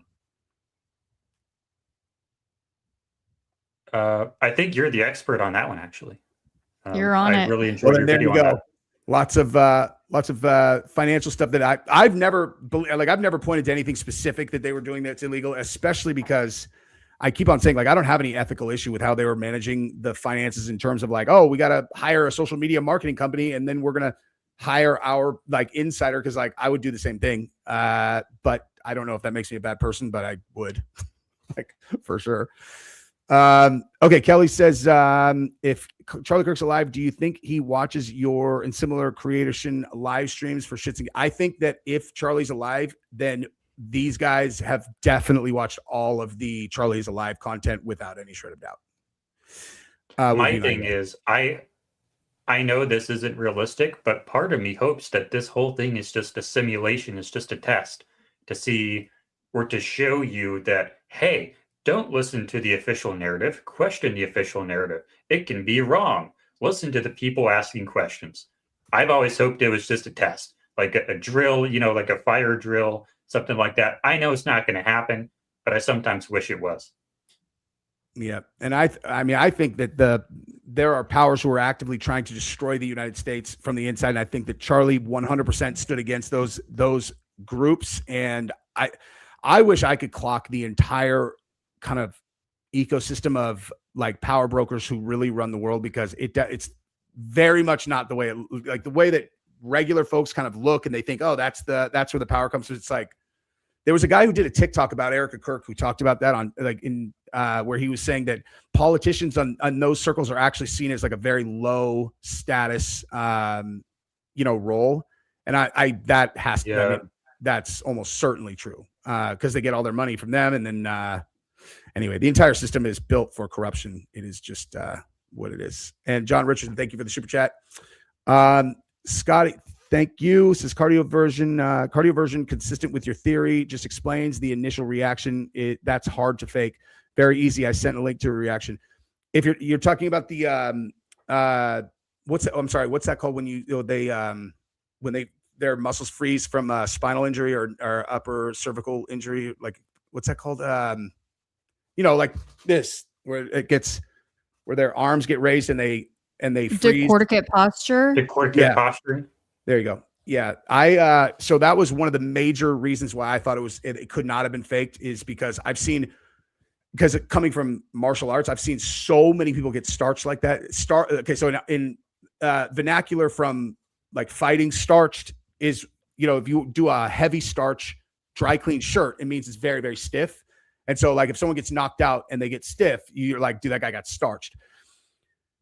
He looked just like all of the people who have gotten starched. But my buddy who was originally the one who sent this to me, he was like, look again. He's like, just look again. He's like, and just tell me what you see. Could he have faked it? And I watched it again and I was like, actually, he could have faked. It wasn't obvious that it was faked, but watching it a second, third, fourth time, I was like, okay, that could be fake actually. Because when that does happen, yeah, they don't unstick fast at all. What's up, baby? Almost done. Yeah. Okay. So, Matt Hatter, thank you for the super chat. And, this Charlie orchestrated the whole ordeal, freedom, because he said, till death do we part. Oh, so it was to get away from that witch. Wouldn't that, I mean, it'd be so fucked up if she's like the nicest person ever and ever, She would be more intelligent, I think. If she were not a psychopath, she would know how to do it better. Yeah, but she is, so she doesn't know. Yeah. You would know not to do the casket video if you're not a psychopath. You would know that's the wrong answer. Well, it would be Charlie. So Charlie would have scripted that. If we're right, that would have been Charlie's idea, probably, or at least a collaboration of people. But yeah, I mean, I didn't even see the casket video until I don't know how I missed that, but I didn't see that till way after. And I remember watching it. It was on one of my videos where I was like, "What the fuck is this?" Like, yeah, I mean, this is like, that is crazy town that they thought that was a good idea. Regardless, how did you miss that? I have no idea. Yeah, I thought you were covering this case, bud. Jamie, thank you very much. What's up, my favorite Ginger? Thank you for what you always do. Look forward to your shows. I not only like, but shared the love. Thank you very much. And I am about to react to something that the thing that you sent me earlier about the Romanian angel. Nope, thank you. Removed himself with Kill Switch, trusted Candace to educate on EK background, TPUSA financial, blue and white team takeover, similar to SPLC. He wanted his good name out of corruption. If things went wrong, go Max. See, again, the only pushback I'll give you is that I think the TPUSA had to have been involved based on their behavior afterwards. And on the day of, like they if we're right, they all collaborated to make this work, And I saw someone else say this. I do agree that that Kash Patel being like, and I'll see you in Valhalla. I think that was a code to the whole group. Like, Charlie's safe is what I think that was. You guys agree with that? Yeah, I mean, it was pretty obvious, though. I would have expected him to be a little more slick, but, he's also not exactly the smartest tool, the sharpest tool in the shed. So That's fair. Ali Swires, thank you very much. The level of exposure this has given the church elevated them to the levels of Scientology and Hillsong. Charlie definitely would have gone to these lengths to lift the church to this, especially if there were other motivations too. TPUSA as well.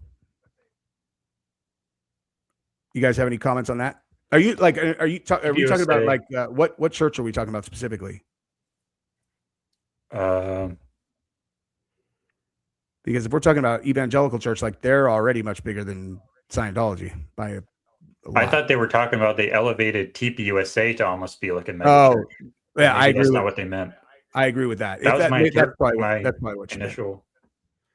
Definitely agree. And thank you again, Ali. T-Bird says, what if Charlie's stance on Israel was a cover to give motive for the left or Israel to assassinate, just part of the cover up? Totally possible, but unlikely, I think, because it was so obvious that this Iran thing was an absolutely huge calamity waiting to happen that I think, yeah, I mean, there's, you know what though? No, there's no way, because Charlie said things that they would never green light. You know, he called the Gaza thing a genocide. He, that kind of stuff, like they would never, I don't think that they would green light him to say stuff like that for any other, like for any reason. I think he called it an ethnic cleansing. There you go. He might have called it both. I definitely have a memory of him saying the word genocide, because I remember being like, damn, that is that's not allowed, as I understand it. You know, but he probably said both. I think it was on Patrick Bet David's channel when he said it on. I think he said both phrases on that show. Mm-hmm. Yeah, wow, totally possible. Yeah, I don't think I watched the entire thing. Kelly, thank you very much. I don't believe in coincidence. This was a shot heard around the world and all the odd connections to current events and the Epstein files. I have a feeling I know what he might be a witness to testify about. I mean, the only problem with that theory is that we know for a 100% fact that Trump has been actively covering up the files, and Trump would have had to sign off on this. And I think those two things bump into each other. What do you guys think?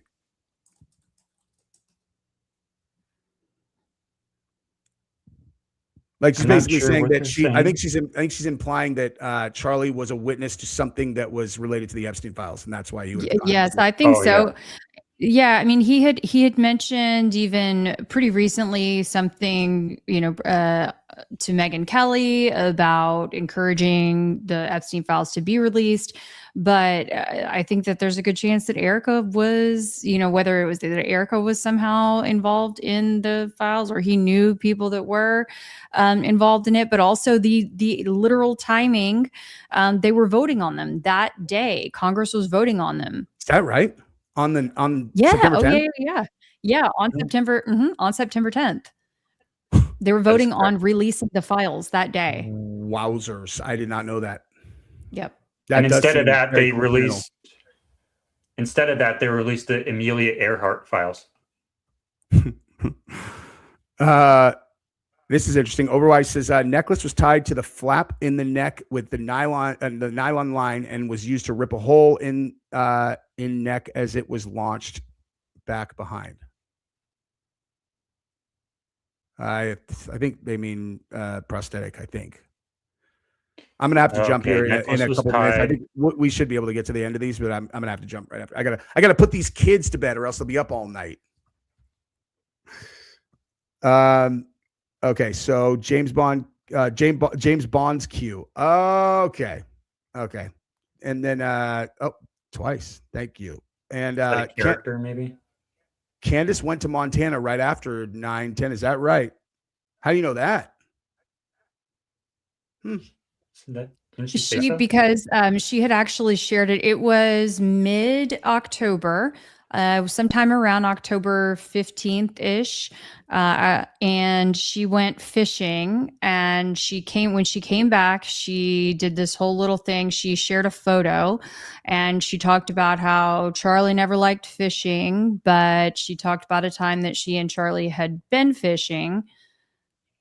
And she made this sort of analogy about that she was setting the bait. And so some have speculated that maybe she met up with Charlie or someone else during that little I do trip. agree with them that Montana would be a very like good spot for someone very wealthy to live out their now very relaxed ranch life. Truth is light. Oh, thank you very much. What do you think about the flesh colored paper with something that looks like a tube attached seen on the floor of Charlie Kirk's SUV's second Candace photo release? Don't really use paper with this at all. It's too crunchy. Tyler Boyer was pardoned by Trump. Yep. Oh, I know about that. Him and so was Hoffman. Thank you for Kelly and Jordan and Jesse. Off topic but important. Jesse, bro, did you watch Tim mention Prejudice yet? I did not. I did not, but I will. I promise. Your mom rules. Andrew Kovitz sent a group chat to the FBI regarding Charlie leaving the pro-Israel cause, but the then FBI wouldn't let Joe Kent investigate foreign involvement. How does this fit into your theory? Yeah, that's a big problem right there. Two, because I mean, first of all, Cash not letting them investigate the Israel would line up exactly with this because Cash is for sure on the inside of it if we're right, you know. But Andrew Colvin would be also. Yeah. Agree. All right. I got to jump. This was amazing. Thank you guys so much for coming on. This flew by 3 hours and 15 minutes and it was easy, dude. You guys are the best. And everybody go give them a follow on everything. Their links are in the description. And if you guys want to watch my series on it, the playlist is also in the description. And thanks for everybody for hanging out. Peace. Thanks for having us on. Yes, sir. Thank you. Yep.